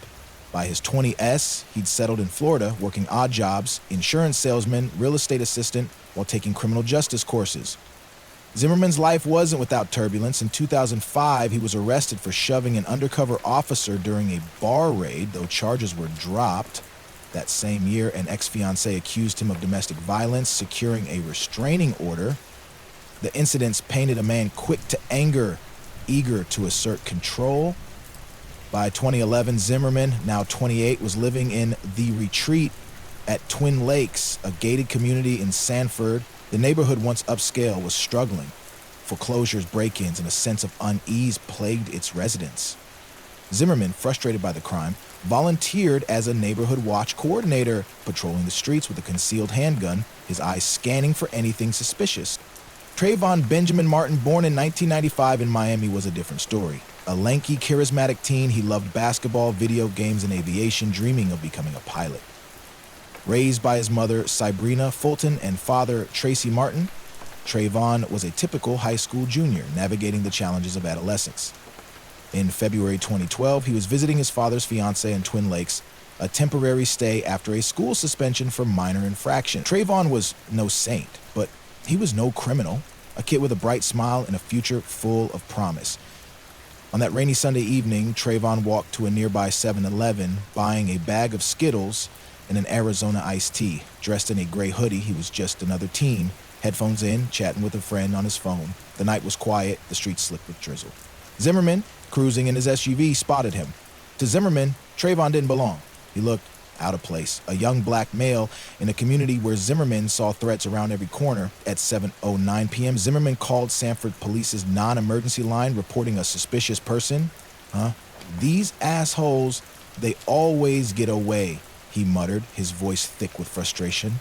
The dispatcher asked if he was following Trayvon. Yeah, Zimmerman replied. Okay, we don't need you to do that, the dispatcher said. Zimmerman. What happened next is a puzzle with missing pieces, pieced together through 911 calls, witness accounts, and Zimmerman's own story. Around 7:15 p.m., Zimmerman confronted Trayvon in a grassy pathway between townhouses. Words were exchanged. Sharp. Heated. Trayvon, on the phone with his friend Rachel Jeantel, told her a man was following him, sounding nervous. Why you following me for? Trayvon asked. According to Jeantel, Zimmerman claimed he asked, what are you doing here? Then, a struggle. Witnesses heard shouts, a cry for help. At 7:16 p.m., a single shot rang out. Trayvon fell, a bullet through his heart. Zimmerman stood over him, his Celtic PF-9 pistol still warm. Neighbors flooded 911 lines, their voices frantic. Someone screaming, one caller said, I heard a gunshot. Police arrived minutes later, finding Trayvon face down, lifeless, his Skittles and tea scattered nearby. Zimmerman, bloodied from a cut on his head and a broken nose, told officers he'd acted in self-defense. Trayvon, he said, had attacked him, slamming his head into the pavement. Fearing for his life, he fired. The cops, noting his injuries, didn't arrest him. Florida's stand your ground law, which allows deadly force if someone feels threatened, gave them pause. Trayvon's body was taken to the morgue, tagged as a John Doe. His parents wouldn't learn of his death until the next day. The aftermath was chaos. Sanford Police's decision to release Zimmerman sparked outrage. Trayvon's parents, horrified by the lack of charges, demanded justice. The story exploded, fueled by social media and national media. Photos of Trayvon smiling in his hoodie became a symbol of innocence lost. Zimmerman, depicted as a vigilante, faced a torrent of hate. The racial undertones were undeniable. A Hispanic man killing a black teen, claiming self-defense, in a state with a history of racial tension. Protests erupted from Sanford to New York, with marchers chanting, I am Trayvon Martin. The hashtag Black Lives Matter, born months later, found its roots in this tragedy. A pressure mounted, and on April 11, 2012, Zimmerman was charged with second-degree murder, a special prosecutor taking over the case. He turned himself in. His bail set at $150,000, 0 cents. The case became a national obsession, splitting America along racial and political lines. To some, Zimmerman was a protector, a man defending his life against a thug. To others, he was a racist wannabe cop who profiled and killed an unarmed boy. The truth, as always, was murkier, buried in a clash of perspectives and a law that blurred the line between self-defense and aggression. The trial, starting June 10th, 2013, was a spectacle broadcast live to millions. The prosecution, led by Bernie De La Rionda, argued Zimmerman profiled Trayvon, pursued him against police advice, and initiated the confrontation. They painted him as reckless, driven by a hero complex. Key evidence included the 911's call, where Zimmerman's phone vanity and pursuit suggested intent, and Trayvon's phone call would testify he was scared. Forensic experts debated the gun fired at close range through Trayvon's chest, consistent with Zimmerman's claim of a struggle, but not conclusive. The defense, headed by Mark O'Mara, leaned hard on self-defense. They portrayed Trayvon as the aggressor, a teen who, perhaps fearing a stalker, turned violent. Zimmerman's injuries, cuts, bruises, fractured nose, supported his story of being attacked. Witnesses were a mixed bag. Some heard Trayvon's voice crying for help. Others, Zimmerman's. A neighbor, John Good, testified he saw Trayvon on top of Zimmerman, ground and pounding him. The defense also highlighted Trayvon's school suspensions and text messages about fighting, painting him as no innocent child, a tactic that drew accusations of character assassination. The stand your ground law loomed large, though the defense didn't invoke it directly, relying instead on standard self-defense claims. Florida's law required prosecutors to prove Zimmerman didn't fear for his life, a high bar. The jury, 6 women, deliberated for 16 hours. On July 13, 2013, they delivered their verdict, not guilty. The courtroom was silent, the nation anything but. Protests flared in cities from Los Angeles to Chicago with cries of, "No justice, no peace." Trayvon's parents, devastated, vowed to keep fighting. Zimmerman, whisked away under guard, became a pariah, his life forever marked. The fallout was seismic. The acquittal fueled the Black Lives Matter movement, galvanizing activists against racial profiling and police inaction. President Obama, in a rare personal reflection, said, "Trayvon Martin could have been me 35 years ago." The case sparked debates over gun laws, with critics arguing stand your ground enabled vigilante justice. Studies later showed the law increased homicides in Florida with no clear deterrent effect on crime. Sanford, city of 53,000, became a flashpoint its police department scrutinized for bias. The chief, criticized for mishandling the case, resigned. Zimmerman's life unraveled. He faced death threats, lawsuits, and constant scrutiny. He moved frequently, living under assumed names, but trouble followed. In 2013, his estranged wife, Shelley, accused him of threatening her with a gun. In 2015, he was arrested for assaulting a girlfriend. He sold the gun that killed Trayvon for $250,000, 0 cents, calling it a piece of history, a move that enraged many. By 2020, he was suing Trayvon's family and their lawyer for defamation, a case dismissed as frivolous. Zimmerman became a symbol of division, embraced by some as a Second Amendment hero, reviled by others as a murderer who walked free. Trayvon's legacy was profound.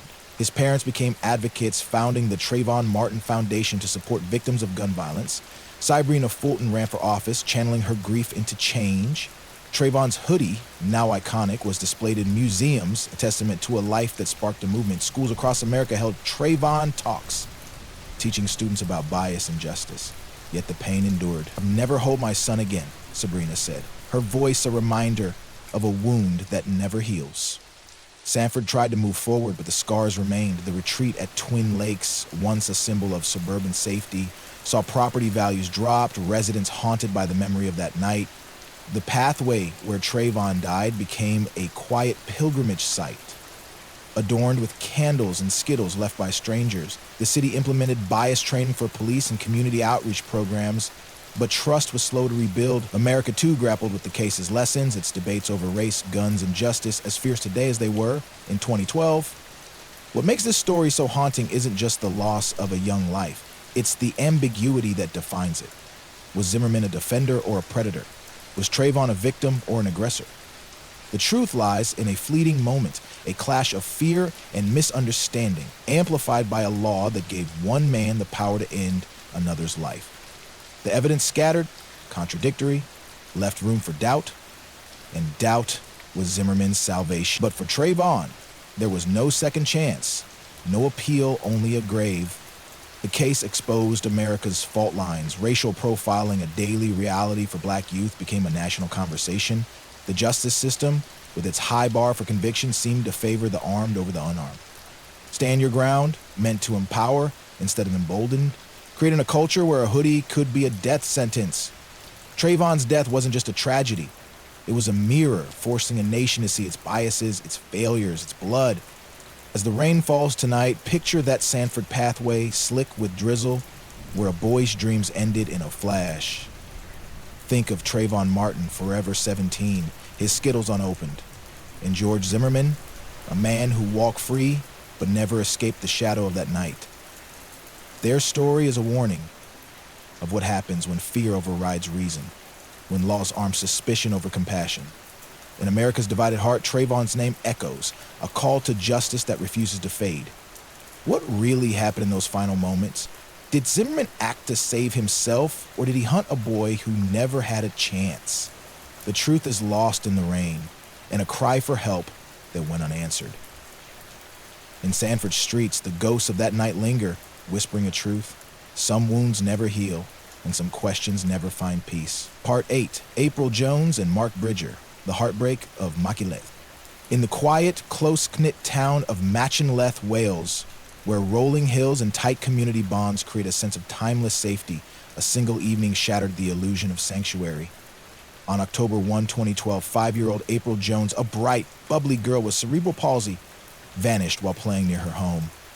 The man responsible, Mark Bridger, a local with a charming facade and a sinister past, unleashed a horror that left the nation grieving. His crime, so callous it defies comprehension, not only stole a child's life, but exposed the fragility of trust in a place where everyone thought they knew their neighbors. This is a story of a predator who hid in plain sight.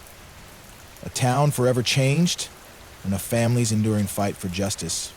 April Sue Lynn Jones was born in 2007, the youngest of 3 children in a working-class family. Her parents, Coral and Paul, doted on her, their love fierce despite the challenges of her cerebral palsy, which limited her mobility but never her spirit. April was a spark. Blonde curls, a cheeky grin, and a laugh that lit up the Brenwig estate, a modest housing complex in Machynlleth. She loved pink, Disney princesses, and riding her bike with her siblings, her determination outshining her physical struggles. To her neighbors, she was everyone's little girl, a symbol of joy in a town of 2,000 souls nestled in the Di-Fi Valley. Mark Leonard Bridger, born in 1965, was a different story. A drifter with a knack for blending in, he'd lived in Machynlleth for years, known as a handyman, a father of 6, and a regular at local pubs. With his easy smile and quick wit, Bridger seemed harmless, even likable. He'd worked as a mechanic, a welder, a slaughterhouse worker, jobs that kept him moving, never settling. But beneath the charm was a darkness few saw. Bridger had a criminal record stretching back to the 1980s. Arson, theft, assault, and a disturbing pattern of obsession with young girls. His relationships, often volatile, left a trail of ex-partners wary of his temper. Yet in Machynlleth, he was just Mark, a familiar face who waved to neighbors and coached kids' football. Bridger's life intersected with the Jones family through small-town connections. He dated a woman whose children attended the same school as April's siblings, and he'd been seen at community events chatting with parents. Coral and Paul knew him vaguely, enough to nod hello. To April, he was a familiar figure, someone she'd seen around, his presence unthreatening in a town where strangers were rare. That familiarity would prove deadly. On that fateful Monday evening, the air was crisp, the sky fading to dusk. April, dressed in a purple coat, was playing outside with her best friend, riding bikes near their homes. It was a routine she loved, her laughter echoing through the estate. Coral, watching from the window, stepped inside briefly to tend to dinner, trusting the safety of their tight-knit community. Around 7:00 p.m., April's friend ran inside, breathless, saying April had climbed into a gray van with a man. Coral's heart stopped. She rushed out calling April's name, but the street was empty. The van was gone. Panic swept the estate. Neighbors joined the search, scouring alleys and fields, their voices desperate. Paul dialed 91999, and within minutes, Dyfnd Powys police descended on Machynlleth. The description of the van, a gray Land Rover Discovery, spread quickly. A missing child was rare in Wales, and April's vulnerability, with her cerebral palsy, heightened the urgency. By 8:00 p.m., a full-scale operation was underway. Helicopters, search dogs, and volunteers combing the town and its surrounding hills. The media arrived, broadcasting April's photo, a smiling girl with bright eyes, across the U. Suspicion soon turned to Mark Bridger. His Land Rover matched the witness's description, and he'd been seen near the estate that evening. When police knocked on his door at 10:00 p.m., Bridger was calm, claiming he'd been home watching TV. But his story faltered. Neighbors reported seeing him driving earlier, and his demeanor, too composed, almost rehearsed, raised red flags. A search of his cottage in Keynes, a village 5 miles away, revealed the chilling scene: bloodstains on the carpet, bleach in the washing machine, and a fireplace still warm with ash. Forensic tests later confirmed the blood was April's, along with bone fragments too small to identify definitively. Bridger was arrested that night, charged with abduction. As police dug deeper, his facade crumbled. His computer held thousands of images of child sexual abuse, some depicting acts of extreme violence. Search history showed he'd viewed material involving young girls hours before April vanished. Witnesses came forward recalling Bridger's odd behavior, lingering near playgrounds, offering rides to children. His ex-partners revealed a man obsessed with control, prone to sudden rage, The abduction charge escalated to murder, though April's body remained missing, a void that tormented her family. What happened to April was pieced together through evidence and Bridger's shifting stories. He admitted to accidentally hitting her with his van, claiming she'd run into the road. Panicked, he said. He'd driven her to his cottage, intending to get help, but she died from injuries. He couldn't explain the blood, the fire, or why he'd disposed of her body. His account was riddled with lies. April's injuries suggested by the blood and fragments pointed to deliberate violence, not an accident. Prosecutors believe Bridger lured her into his van, assaulted her, and killed her to cover his tracks, dismembering and burning her remains to erase evidence. The Di-Fi River near his cottage was searched for months, but April was never found. Machynlleth became a town in mourning. Pink ribbons, April's favorite color, adorned lampposts and shop windows, a symbol of hope that faded with each passing day. Volunteers numbering in the thousands combed forests and rivers, their resolve unbroken despite the grim odds. Coral and Paul, supported by the community, appeared on television, their voices cracking as they begged for April's return. "She's our little fighter," Coral said, clutching a photo of her daughter. The nation rallied with vigils in London, Cardiff, and beyond, but the absence of April's body deepened the wound. Bridger's trial began in April 2013 at Mould Crown Court, a 5-week ordeal that gripped the UK. The prosecution, led by Elwyn Evans, QC, painted Bridger as a predator who targeted April for her vulnerability. They presented damning evidence, her blood and DNA in his cottage, the bone fragments, the child abuse images, and witness accounts of his van near the estate. A 7-year-old girl, April's friend, testified via video, her small voice describing how Bridger offered April a ride. His tone, friendly but strange. The courtroom wept as she spoke, the weight of a child's trust betrayed, sinking in. Bridger took the stand, his demeanor smug, almost performative. He stuck to his accident story, claiming he'd blacked out after hitting April, unable to recall what he'd done with her body. He cried on cue, but his tears rang hollow. Cross-examination exposed his lies. He'd cleaned his cottage meticulously, searched online for child murder disposal, and even watched a violent film the night April vanished, undermining his claim of distress. His obsession with young girls, documented on his computer, painted a portrait of a man driven by perverse desires, not chance. The defense argued reasonable doubt, noting the absence of April's body made murder hard to prove. They suggested the blood and fragments could have come from an accident, not violence, and questioned the reliability of child witnesses. But the jury, 12 men and women from North Wales, saw through the smoke. Bridger's history, his convictions, his fixation on children was a pattern too clear to ignore. The images on his computer, some downloaded days before the crime, were a window into a mind that saw April as prey. The trial wasn't just about guilt, it was a reckoning for Machynlleth and beyond. The case exposed gaps in how communities monitored known offenders. Bridger's prior convictions, though minor, had never been flagged to locals. His ability to charm, to blend in, raised questions about vigilance in small towns. The media, while amplifying April's story, faced criticism for sensationalizing the tragedy, with tabloids dubbing Bridger the Beast of Machynlleth, a label that fueled public fury but muddied the truth. On May 29, 2013, after 6 hours of deliberation, the jury returned a unanimous verdict: guilty on all counts, abduction, murder, and perverting the course of justice. Bridger showed no emotion as the foreman spoke, his eyes fixed on the floor. Mr. Justice Griffith Williams delivered a scathing sentence: life imprisonment with a whole life order, meaning no chance of parole. "You are a danger to young girls," he said, his voice steady. "Your actions were wicked and callous." Coral and Paul in the gallery clung to each other, their relief overshadowed by the emptiness of never finding April. Bridger's conviction didn't end the pain. In prison, he remained defiant, refusing to reveal April's fate, a final act of control. He was attacked by inmates early in his sentence, his face slashed, a testament to the hatred he inspired. Reports from guards described a man who oscillated between arrogance and despair, writing letters claiming innocence while taunting authorities with vague hints about April's remains. His silence was a wound that kept bleeding, denying her family closure. Machynlleth struggled to heal. The Brynigog estate, once a place of laughter, felt haunted. Parents kept children indoors, trust eroded by the knowledge that a predator had lived among them.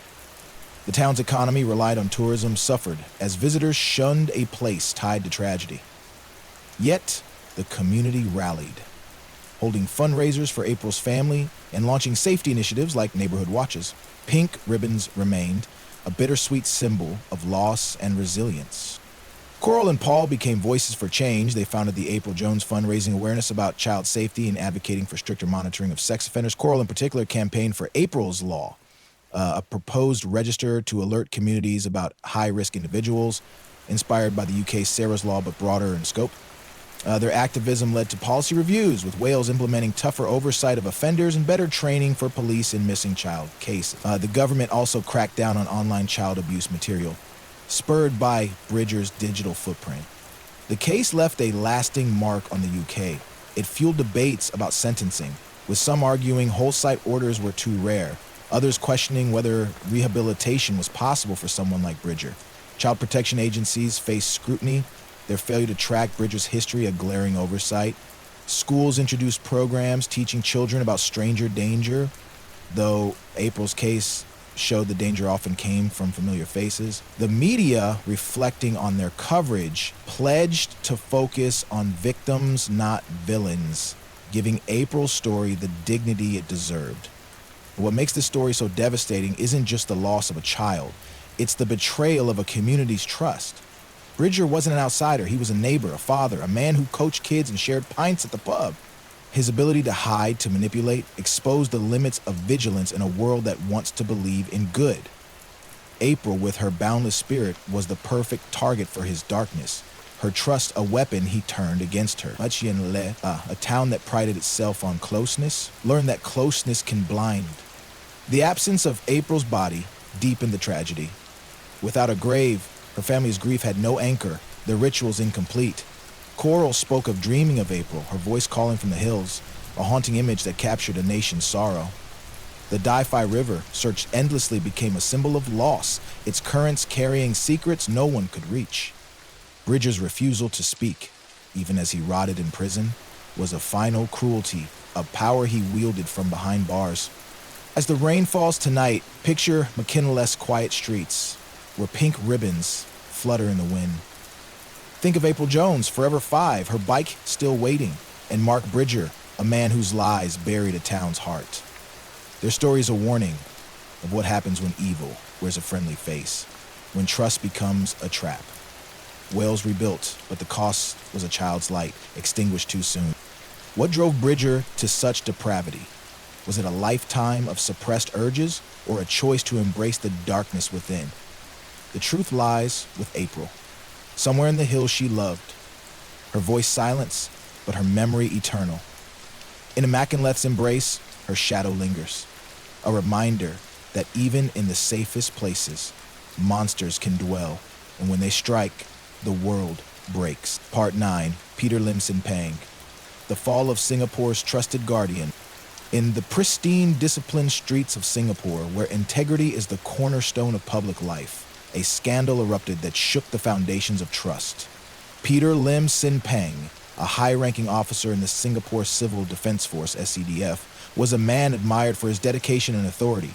But in 2012, his carefully crafted image crumbled under the weight of corruption, exposing a web of greed, abuse of power, and illicit favors that tarnished one of Asia's most revered institutions. This is the story of a guardian who betrayed his oath, a nation forced to confront its vulnerabilities, and the ripple effects of a fall from grace that redefined accountability in Singapore. Peter Lim Sin-pang was born in 1960 in Singapore, a child of the city-state's post-independence era when discipline and progress were national mantras. Raised in a middle-class family, Lim was the eldest of 4, his parents instilling a strong work ethic. He excelled in school, his ambition clear from an early age. After national service, a mandatory right for Singaporean men, he joined the SCDF in 1982, drawn to its mission of protecting lives. Lim climbed the ranks swiftly, his charisma and competence earning him respect. By 2010, at age 50, he was the SCDF commissioner, one of the highest-ranking civil servants in the nation, overseeing a force of thousands tasked with firefighting, rescue operations, and emergency response. To the public, Lim was a model leader, He spearheaded modernization efforts, introducing advanced equipment and training programs. His speeches, filled with calls for duty and sacrifice, inspired subordinates. Colleagues described him as meticulous, a man who demanded excellence but rewarded loyalty. Off duty, he was a family man, married with 2 children, living in a comfortable HDB flat in Bukit. Singapore, with its near-zero tolerance for corruption, saw Lim as a pillar of its meritocratic ideal, a man who embodied the city's values of honesty and service. But beneath the polished exterior, Lim was unraveling. The pressures of leadership, coupled with a sense of entitlement, began to erode his moral compass. By the late 2000s, he was living a double life, one hidden from his colleagues and family. His position gave him access to lucrative contracts, equipment purchases, training programs, IT systems worth millions. In Singapore's transparent system, such deals were tightly regulated, but Lim saw opportunity where others saw oversight. He began bending rules, testing boundaries. Convinced his status shielded him, the cracks first appeared in 2010 when Lim struck up a relationship with Pang Choi Mui, a 49-year-old sales director at Nimrod Engineering, a firm bidding for SCDF contracts. Their connection, initially professional, turned personal. Pang, ambitious and savvy, saw Lim as a gateway to lucrative deals. Lim, flattered by her attention, reciprocated, their meetings shifting from boardrooms to discreet hotel rooms. What began as flirtation became a transactional arrangement. Pang offered gifts, designer watches, cash, even sexual favors, in exchange for Lim's influence over contract awards. Nimrod, a mid-tier supplier, suddenly won bids it shouldn't have, raising eyebrows among SCDF's procurement team. Lim's greed grew bolder. He extended his favors to other companies, including Singapore Technologies, ST, Kinetics, and SDI Technologies, both vying for SCDF's business.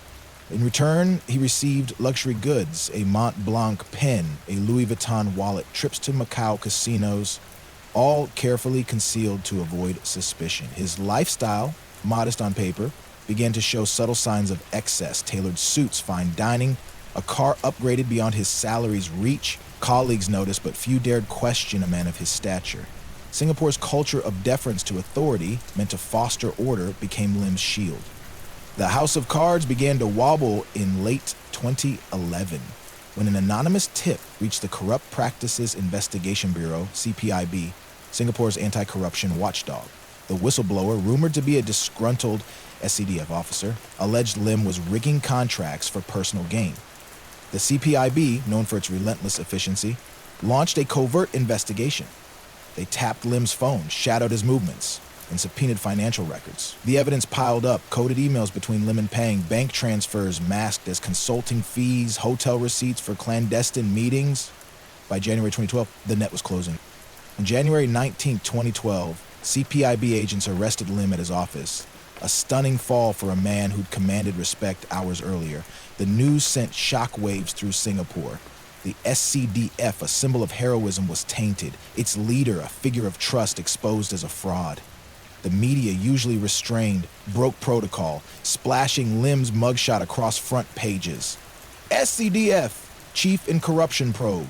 The Straits Times blared a headline that felt like a betrayal to a nation built on integrity. Public reaction was visceral: anger, disbelief, a sense of violation. Singaporeans, accustomed to their leaders' near infallibility, struggled to process the scandal.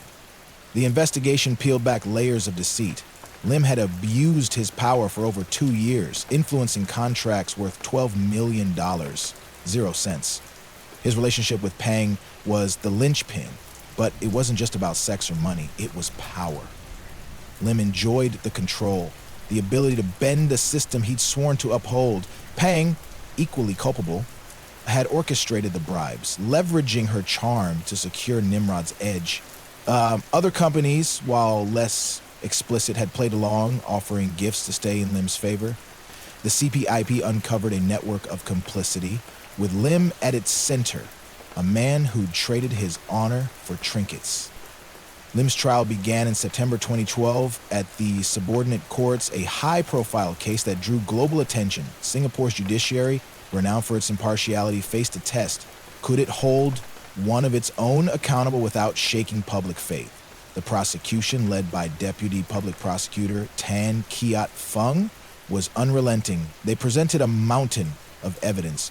Wiretapped calls where Lim discussed favors, bank records showing unexplained deposits, and Pang's testimony she'd struck a plea deal admitting to offering bribes. Hotel logs confirmed their rendezvous, each date tied to a contract award. The Mont Blanc pen, engraved with Lim's initials, became a symbol of his betrayal, displayed in court like a scarlet letter. The charge was corruption under Singapore's Prevention of Corruption Act, a law with teeth, up to 7 years per count, plus fines. Lim faced 10 counts, each tied to a specific bribe or contract. The prosecution argued his actions weren't just personal failings, but a breach of public trust, endangering lives by compromising SCDF's integrity. Faulty equipment, rushed through, rigged bids could have cost firefighters their safety. Lim sold his office for personal gain, Tan said, his voice cutting through the courtroom. He betrayed the nation he swore to serve. Lim's defense, led by senior counsel Tan Chi Mung, leaned on mitigation. They painted Lim as a man under pressure, seduced by Pang's advances, his judgment clouded by a midlife crisis. They argued the bribes, totaling $220,000, 0 cents, were minor compared to the contract's value, and no direct harm like equipment failure had occurred. Lim took the stand, his once confident demeanor gone. He admitted to accepting gifts, but denied rigging bids, claiming Pang exaggerated her influence. His remorse, if genuine, came too late. Cross-examination exposed his lies. Emails showed he'd personally approved Nimrod's contracts, overriding subordinates' concerns. The trial wasn't just about Lim. It was a mirror held up to Singapore's soul. The case exposed vulnerabilities in a system assumed to be incorruptible. The SCDF's procurement process, while regulated, lacked independent audits, allowing Lim's decisions to go unchecked. The culture of deference, where subordinates hesitated to challenge a superior, enabled his schemes. The media, reflecting on the scandal, questioned whether Singapore's obsession with efficiency had bred complacency. Men like Lim could fall, who else was hiding in plain sight? Starting with public reaction was complex. Some demanded harsh punishment, seeing Lim's actions as a personal affront to Singapore's values. Others, while condemning him, sympathized with his human frailties, a reminder that even the mighty could stumble. Online forums buzzed with debate, a rare crack in Singapore's usually unified narrative. The government, led by Prime Minister Lee Hsien Loong, acted swiftly, vowing to strengthen anti-corruption measures. No one is above the law, Lee declared, a statement meant to reassure a rattled nation. On June 7, 2013, the verdict landed. District Judge Hamida Ibrahim found Lim guilty on 7 counts of corruption, dismissing 3 due to insufficient evidence. She sentenced him to 6 years in prison and a $210,000 0 cents fine, one of the harshest penalties for a public servant in Singapore's history. Your actions eroded public confidence, she said, her tone unflinching. The SCDF deserves better. Lim, his face ashen, was led away, his career and reputation in ruins. Pang, convicted separately, received 30 months, her plea deal sparing her a longer term. Lim's fall had lasting consequences. In prison, he was a model inmate, teaching literacy classes to fellow prisoners, perhaps seeking redemption. Released in 2017 after serving 4 years with good behavior, he vanished from public view, reportedly working as a private consultant under a new name. His family, shamed by the scandal, relocated, their lives forever altered. The SCDF, under new leadership, implemented reforms, independent audits, mandatory ethics training, and a whistleblower hotline. The CPIB's budget was boosted, its powers expanded to root out corruption before it festered. Singapore's government used the case as a teaching moment. Schools introduced modules on integrity, emphasizing that trust, once broken, is hard to rebuild. The media, reflecting on their role, shifted from sensationalism to analysis, urging citizens to stay vigilant. Public trust in institutions, while shaken, recovered, bolstered by the system's swift response. Singapore's global ranking on the Corruption Perceptions Index, briefly dented, returned to its near-perfect score by 2015, a testament to its resilience. The scandal's human cost was quieter, but no less profound. Lim's wife and children, collateral victims, faced social ostracism, their surnames a burden. The SCDF's rank and file, who looked up to Lim, felt betrayed, their morale battered. Firefighters spoke of working harder to restore the force's honor, their pride wounded by a leader who'd failed them. The companies involved, Nimrod, SD Kinetics, SDI, faced fines and blacklisting, their reputations tarnished. Singapore, a city that prides itself on perfection, learned it was not immune to human flaws. What makes Lim's story so haunting isn't the scale of his crimes, it's the betrayal. He wasn't a street criminal or a shadowy figure. He was a guardian, entrusted with lives, who chose greed over duty. His fall exposed the fragility of trust in a system built on it.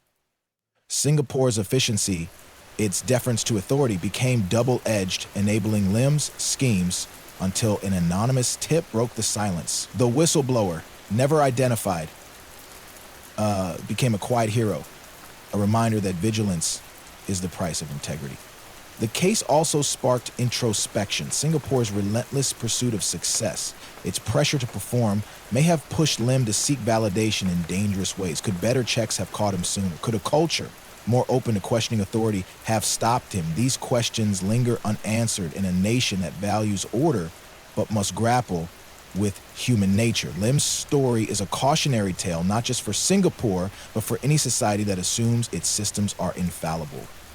As the rain falls tonight, picture Singapore's gleaming skyline, its order masking the chaos of one man's choices. Think of Peter Lim Sin Pang, once a symbol of duty, now a shadow of disgrace.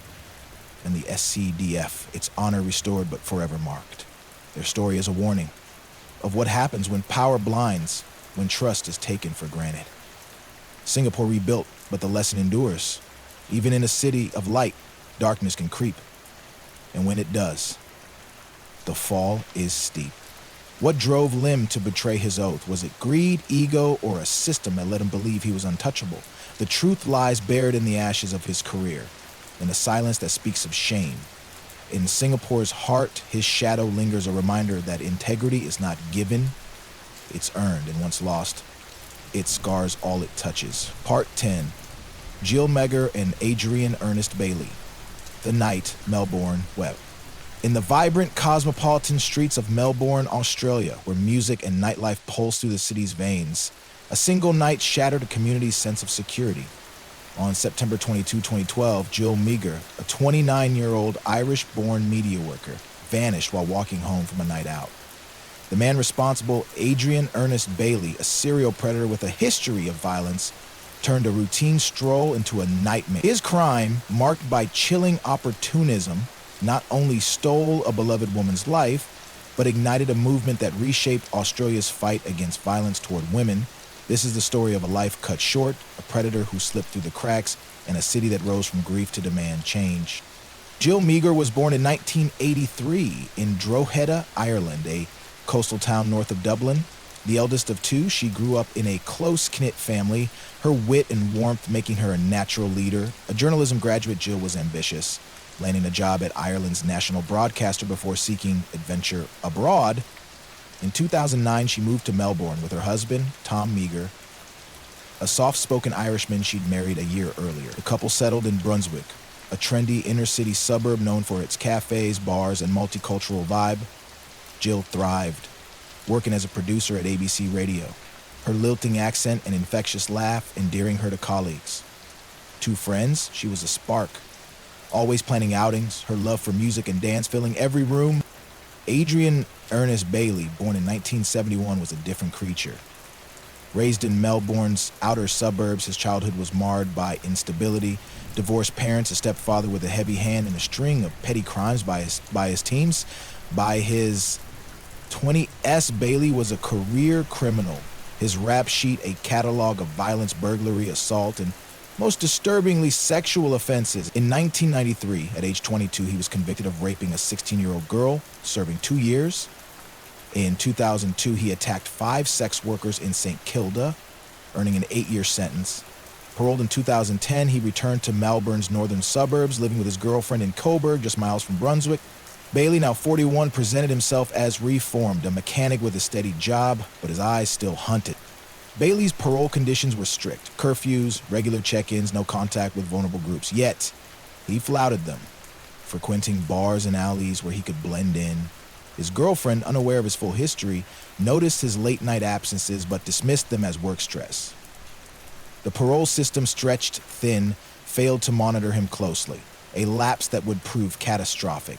Bailey's past wasn't a secret, his convictions were public record, but in Brunswick, a hub of young professionals, he was just another face in the crowd, his danger hidden behind a disarming smile.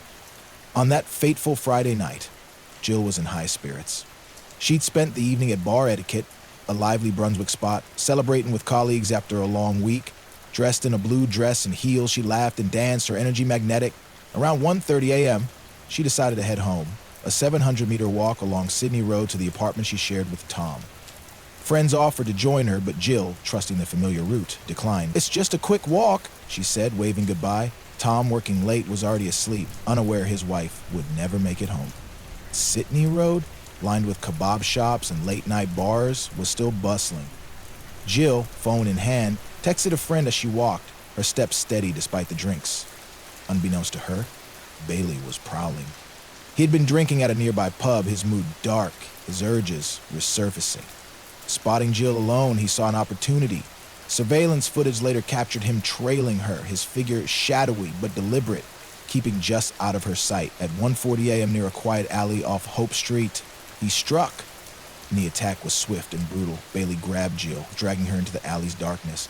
She fought, her nails scratching his arms, but he overpowered her, his strength honed by years of violence. He raped her, his hands silencing her screams. Then, fearing she'd identify him, strangled her with a ferocity that left no chance of survival. Within minutes, Jill was gone, her body crumpled against a brick wall. Bailey's panic fleeting acted with chilling pragmatism. He stuffed her body into his car's trunk, drove 50 kilometers to a rural field in Gisborne South, and buried her in a shallow grave, covering it with dirt and branches. He returned home by dawn, burning his clothes and scrubbing his car, confident he'd erased his tracks. Jill's absence was noticed quickly. When Tom woke Saturday morning, her side of the bed was empty. Her phone went to voicemail, her texts unanswered. He called friends, then police, his fear mounting. By noon, Brunswick was buzzing with worry. Jill's colleagues, knowing her reliability, joined the search, plastering missing posters across Sydney Road.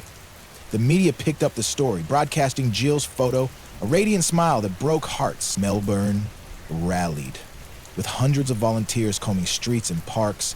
Social media amplified the call, Find Jill, trending as strangers shared her image. Police, and led by the homicide squad, moved fast. CCTV footage from Sydney Road showed Jill walking, then a man, Bailey, following. A grainy clip captured him loitering near the alley, his posture predatory. By Sunday, detectives had a lead. Bailey's car, a white Holden, matched one seen near Hope Street. On September 27, 5 days after Jill's disappearance, police raided his Coburg home. Bailey, calm at first, crumbled under questioning. His arms bore fresh scratches, his alibi, a vague story about driving around, fell apart. Forensic teams found Jill's DNA in his car, her handbag hidden in his backyard. Faced with the evidence, Bailey confessed, his voice flat, admitting to the rape and murder, but claiming it was spur of the moment. He led police to the grave, where Jill's body, still in her blue dress, was exhumed. Her family's worst fears confirmed. The discovery sent Melbourne into mourning. Brunswick, a suburb of creativity and community, felt violated. Vigils sprang up, with thousands gathering on Sydney Road holding candles and flowers. Jill's parents, flown from Ireland, stood with Tom, their grief palpable. "She was our world," her mother Edith said, her voice breaking.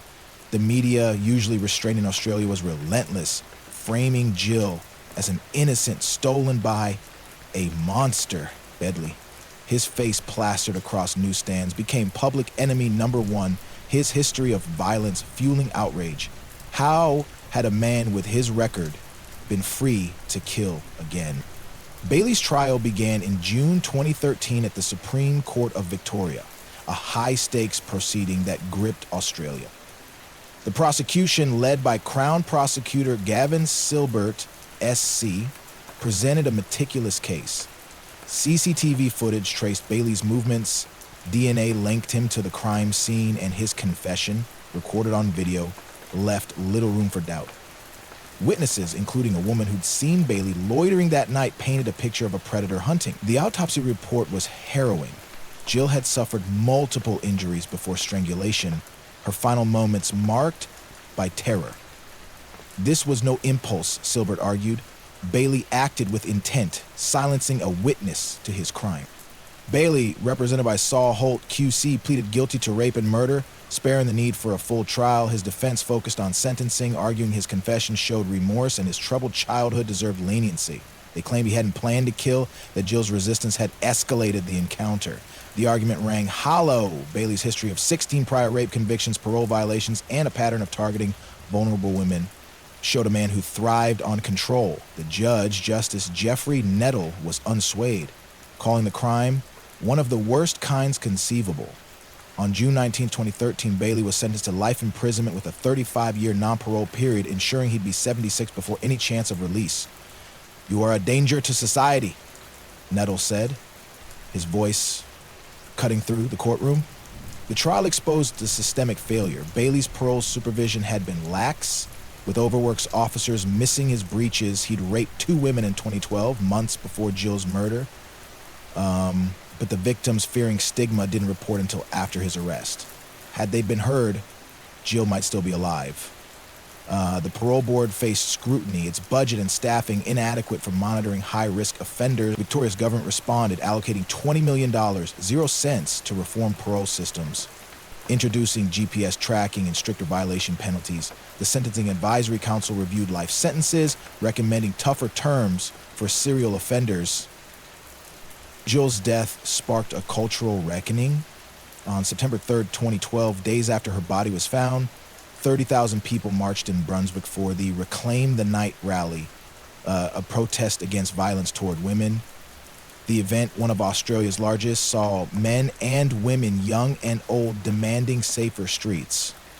"No woman should fear walking home," one speaker said, her voice amplified by the crowd's cheers. The march became annual, a testament to Jill's legacy. Tom Megger, devastated but resolute, became an advocate, speaking out against toxic masculinity and founding the White Ribbon Campaign in Australia, urging men to challenge violence. "Jill's death taught me to listen," he said, his words a call to action. Melbourne grappled with its grief. Brunswick's nightlife dimmed, with women avoiding late-night walks, their trusts shaken. Sydney Road, once a symbol of vibrancy, bore a somber weight. Its alley now a site of pilgrimage, where flowers and notes piled up. Jill's colleagues at ABC Radio created a memorial fund, supporting women in media, a nod to her passion. Her parents, returning to Ireland, carried a void no justice could fill. "We lost our girl," Edith said, "and part of ourselves." Bailey, in Barwon Prison's high-security wing, faced inmate justice, attacked multiple times. He was stabbed in 2015. His injuries are a grim echo of his own violence. He filed complaints claiming inhumane treatment, but found no sympathy. His girlfriend, learning his true nature, left him. Her life upended by his lies. The women he'd attacked before Jill came forward, their stories validating the parole system's failures, but deepening the tragedy's scope. Bailey's name became synonymous with recidivism, a case study in what happens when oversight falters. The case reshaped Australia's approach to violence against women. Victoria introduced Clare's Law, allowing people to check partners' histories of domestic abuse, inspired by Jill's case and others. Police training emphasized victim support, encouraging reports from marginalized groups like sex workers. The media, reflecting on their coverage, shifted from sensationalism to advocacy, amplifying survivors' voices. Public awareness campaigns backed by Jill's story urged women to trust their instincts and men to intervene in toxic behavior. What makes Jill's story so heartbreaking isn't just the violence, it's the randomness. She wasn't targeted for who she was, but for being a woman, alone, in the wrong place. Bailey, a predator enabled by a system too strained to stop him, turned a safe city into a hunting ground. Jill's walk home, a choice countless women make, became a symbol of vulnerability. Her death, a wake-up call. The parole board's lapses, the unreported assaults, the missed warnings, all were chances to save her, squandered by bureaucracy and silence. The movement Jill inspired endures. Reclaim the Night rallies continue, with thousands marching each year, their chants echoing her name. Tom's advocacy, now global, challenges men to be allies, his grief a catalyst for change. Brunswick, slowly healing, reclaimed its spirit with murals of Jill's face adorning cafe walls, a reminder of her light. Australia's laws, tightened in her wake, saved lives, but the cost was a woman who loved to dance, forever still. As the rain falls tonight, picture Melbourne's neon-lit streets where a woman's footsteps once echoed. Think of Jill Mager, forever 29, her laughter silenced, and Adrian Bailey, locked away his darkness no match for the light she left behind. Their story is a warning of what happens when systems fail, when predators roam unchecked. Melbourne rose, but the scar remains, etched in a city that we'll never forget. What drove Bailey to destroy a stranger's life? Was it a compulsion he couldn't control or a choice to embrace his worst impulses? The truth lies buried with Jill in a field far from the city she loved. In Brunswick's heart, her shadow lingers, a call to protect, to listen, to fight, so no woman walks in fear again. Part 11, April Jones and Mark Bridger, The Echoes of a Lost Child. In the tranquil hills of Machynlleth, Wales, where the Dyfi Valley cradles a small town bound by trust and tradition, a single act of evil tore through the fabric of a community. On October 1, 2012, 5-year-old April Jones, a spirited girl with a radiant smile, vanished while playing outside her home. The man behind her disappearance, Mark Bridger, was no stranger, a local whose familiar face masked a monstrous intent. His crime, a chilling blend of predation and deceit, not only stole a child's life, but left a nation grappling with the fragility of safety in the places we call home. This is a story of a girl who lit up the world, a predator who betrayed a town's trust, and a legacy of resilience born from unimaginable loss. April Sue Lynn Jones was born in 2007, the youngest of 3 in a tight-knit family. Her parents, Coral and Paul, were pillars of Machynlleth's working-class Brignocalis estate, their lives centered on their children. April, with her blonde curls and mischievous grin, was their heart. Born with cerebral palsy, she faced physical challenges, braces on her legs, a slight limp, but her spirit was boundless. She loved pink, Barbie dolls, and chasing her siblings on her bike. Her laughter, a melody that neighbors cherished. In a town of 2,000, where everyone knew everyone, April was a shared joy, a child who belonged to all. Mark Leonard Bridger, born in 1965 in Surrey, England, was a different presence. A drifter by nature, he'd settled in Machynlleth years earlier, blending into its rhythm. Known as a handyman, he fixed cars, mended fences, and coached kids' football, his easy charm earning nods at the local pub. With 6 children from past relationships, he played the doting dad, but his life was a patchwork of instability. Bridger's criminal record, stretching back to the 1980s, included theft, arson, and assault.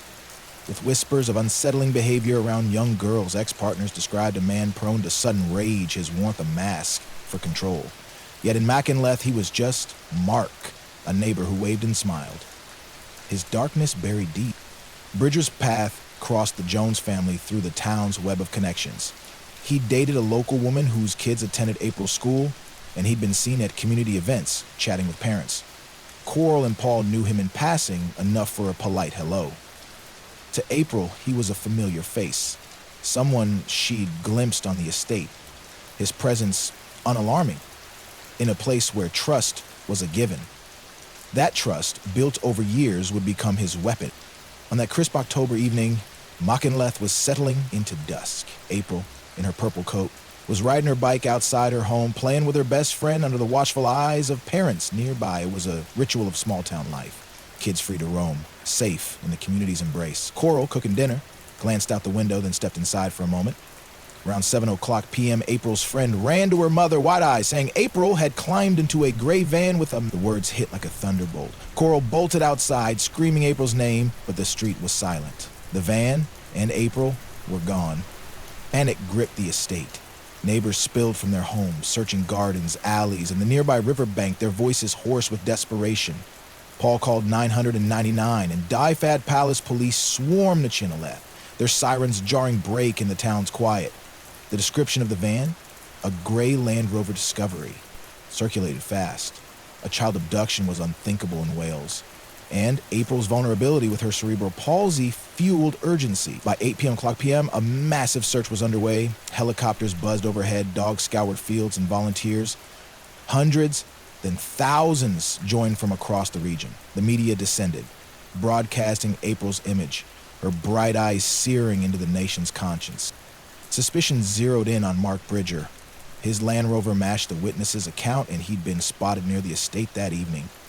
When police arrived at his cottage in Keynes, 5 miles away, around 10:00 p.m., Bridger was composed, claiming he'd been home all night watching a film. His story unraveled quickly. Neighbors contradicted him, saying they'd seen his van in Machynlleth. A search of his home revealed a house of horrors, blood stains on the living room carpet, a knife cleaned with bleach, and a fireplace smoldering with ash. Forensic tests confirmed the blood was April's, and tiny bone fragments, too small for conclusive identification, hinted at a grim fate. Bridger's computer held thousands of child sexual abuse images, some downloaded hours before April vanished. His search history a map of depravity. Bridger was arrested that night, initially for abduction. As evidence mounted, the charge escalated to murder. His past came into focus. A string of convictions, failed relationships, and allegations of inappropriate behavior with children. Witnesses recalled him lingering near playgrounds, offering sweets to kids. His ex-partners spoke of a man obsessed with young girls, his temper flaring when challenged. The community, blindsided, struggled to reconcile the mark they knew with the monster emerging. How had he hidden so well in a town where secrets were rare? The investigation pieced together a chilling narrative. Bridger, prosecutors believed, had targeted April, her innocence and vulnerability a magnet for his desires. That evening, he'd driven to the estate, spotting her playing. Using his familiarity, he lured her into his van, perhaps with a promise of a ride or a treat. A 7-year-old witness, April's friend, later testified he'd spoken to April softly, his tone kind but odd. What followed was unspeakable. Bridger drove her to his cottage, where evidence suggested he assaulted and killed her, likely strangling or stabbing her to silence her cries. To erase his crime, he dismembered her body, burning parts in his fireplace and disposing of the rest, possibly in the Divisive River, which was searched for months but yielded nothing. April's body, or what remained, was never found, a wound that deepened her family's anguish. Bridger's lies compounded the horror. In custody, he spun a tale of an accident, claiming he'd hit April with his van and in a panic taken her to his home, where she died of injuries. He said he'd blacked out, unable to recall what he did with her body. The story was riddled with holes. The blood and fragments pointed to deliberate violence, not a crash, and his meticulous cleanup, bleaching floors, burning evidence, showed a calculating mind. His computer activity, including viewing child abuse material that night, betrayed his intent.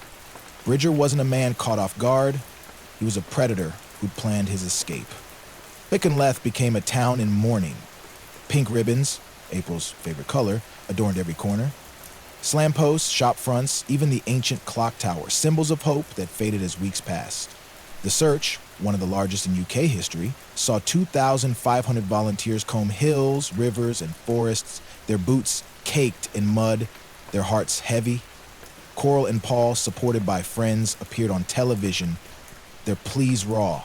Please, bring our baby back. Vigils lit up Cardiff, London, and beyond, with thousands holding candles, their silence a shared prayer. The absence of April's body turned grief into a haunting limbo, her family unable to lay her to rest. The trial, starting April 29, 2013 at Mold Crown Court, was a crucible for Machynlleth Payne. The prosecution, led by Elwyn Evans QC, built a devastating case. April's blood found in Bridger's living room, bathroom, and fireplace told of a violent struggle. DNA on a knife and bone fragments, though inconclusive, suggested dismemberment. The child abuse images, over 10,000, revealed Bridger's obsession with searches for child murder and body disposal days before the crime. Witnesses, including April's young friend, gave harrowing testimony, her small voice describing Bridger's van pulling away. The courtroom, packed with reporters and locals, wept as the evidence unfolded, each piece a stab to the heart, Bridger took the stand, his performance a mix of crocodile tears and defiance. He stuck to his accident story, claiming he'd tried to save April, his memory conveniently blank. Cross-examination was merciless. Prosecutors exposed his lies. He'd washed clothes, scrubbed floors, and watched a violent film post-crime, hardly the actions of a grieving man. His obsession with girls, documented in his digital trail, painted a predator who saw April as prey. When asked why he kept child abuse images, he shrugged, saying they were research. The jury, 12 ordinary citizens, watched him with growing disgust, his charm no match for the truth. The defense, led by Brendan Kelly, QC, argued reasonable doubt. Without April's body, they said murder was hard to prove. The blood and fragments could have come from an accident, and the child witness's memory, months later, might be unreliable. They portrayed Bridger as a flawed man, not a monster caught in a tragic mistake. The argument fell flat. Bridger's history, assaults, stalking, a 1991 incident where he threatened a teenager, showed a pattern. His lies, his cleanup, his digital footprint all pointed to intent. The jury wasn't swayed by his tears. The trial exposed deeper failures. Bridger's criminal past, though known to police, was never shared with Machynlleth. His minor convictions, none for sex crimes, didn't trigger red flags, but his behavior, reported by ex-partners, should have. The UK's disclosure and barring service, meant to flag risky individuals, had gaps, letting Bridger coach kids and roam unchecked. The media, while amplifying April's story, faced backlash for sensationalism, with tabloids branding Bridger the Welsh Devil, a label that fueled mob anger but obscured systemic issues. Machynlleth's residents testifying in court spoke of betrayal, their trust in neighbors shattered. On May 29, 2013, the jury delivered a unanimous verdict, guilty of abduction, murder, and perverting the course of justice. Bridger stood motionless, his eyes cold as the foreman spoke.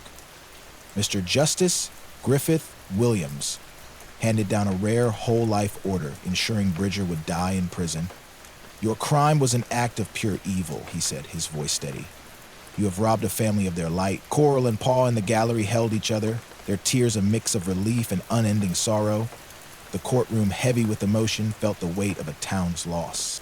Bridger's conviction offered no closure. In prison at HMP Wakefield, he remained unrepentant, refusing to reveal April's fate. Inmates targeted him, slashing his face in 2014, a mark of his pariah status. He wrote rambling letters, claiming innocence or hinting at river locations, but searches yielded nothing.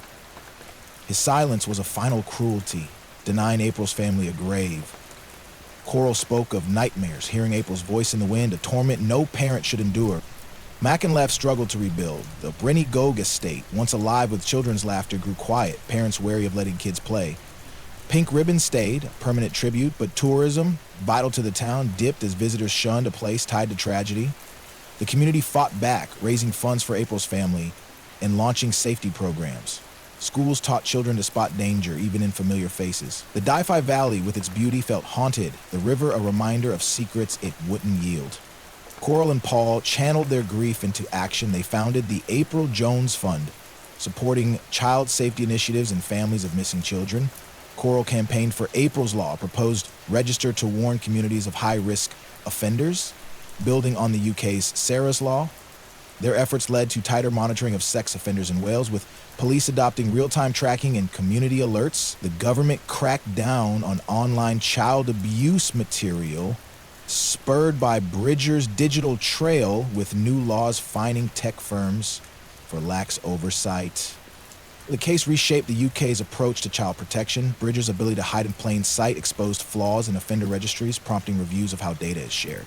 Social services faced scrutiny for missing his red flags. With training now mandatory for spotting predatory behavior, the media, reflecting on their role, pledged to center victims, giving April's story dignity over sensationalism. Machynlleth, though scarred, found strength in unity, its residents vowing to protect their children at all costs. What makes April's story so gut-wrenching isn't just the crime, it's the violation of a sacred trust. Bridger wasn't a phantom. He was a neighbor, a coach, a man who'd shared their lives. His betrayal showed that evil doesn't always lurk in shadows. It can smile, wave, and walk among us. April, with her fearless spirit, was the perfect target. Her faith in the world, her undoing. The absence of her body turned grief into a ghost, haunting Machynlleth's hills, her family's hearts, a nation's conscience. The systemic failures sting as much as the crime. Bridger's past, his behavior, his digital footprint, all were chances to stop him, ignored by a system that trusted too much. The UK's faith in community, its belief in second chances, became a blind spot, letting a predator roam free. April's death forced a reckoning, saving others through laws and vigilance, but the cost was a girl who loved pink, forever lost to the night. As the rain falls tonight, picture Machynlleth's winding streets, where pink ribbons sway in the breeze. Think of April Jones, forever 5. Her bike still, her laughter silent, and Mark Bridger caged but unyielding, his secrets locked away. Their story is a warning of what happens when trust blinds us, when monsters wear familiar faces. Wales carries on, but the wound remains, etched in a town that holds April close. What drove Bridger to such depths? Was it a sickness he couldn't fight, or a choice to embrace his darkest urges? The truth lies with April, somewhere in the Di-Fi's currents, her light undimmed in memory. In Machynlleth's heart, her echo lingers, a call to guard the innocent, to never look away, lest another child's song fades into the dark. Part 12, April Jones and Mark Bridger, the last light of Machynlleth. In the serene embrace of Machynlleth, Wales, where the Di-Fi Valley whispers tales of community and calm, a darkness descended that no one could foresee. On October 1, 2012, 5-year-old April Jones, a girl whose laughter was the heartbeat of her small town, vanished from her street while playing under the fading autumn light. The man who took her, Mark Bridger, was no outsider, but a neighbor. A familiar face whose hidden depravity shattered a community's trust. His crime, a chilling act of predation, left a void that still haunts the hills of Wales. This is the story of a child's stolen innocence, a town's broken faith, and a fight for justice that became a beacon in the shadows. April Sue Lynn Jones was born in 2007, the youngest of 3 in a family anchored by love. Her parents, Coral and Paul, lived on the Brinnygog estate, a modest cluster of homes where neighbors were kin. April, with her golden curls and sparkling eyes, was a force despite her cerebral palsy, which required leg braces but never dimmed her joy. She adored pink princesses and her bike, pedaling with a determination that inspired all who knew her. In Machynlleth, a town of 2,000 where doors stayed unlocked, April was a shared treasure, her giggle a promise of brighter days. Mark Leonard Bridger, born in 1965, was a chameleon in this tight-knit world. A transplant from England, he drifted into Machynlleth years earlier, settling as a handyman with a knack for fitting in. Known for fixing cars, coaching kids football, and sharing pints at the Skinner's Arms, Bridger seemed like one of their own.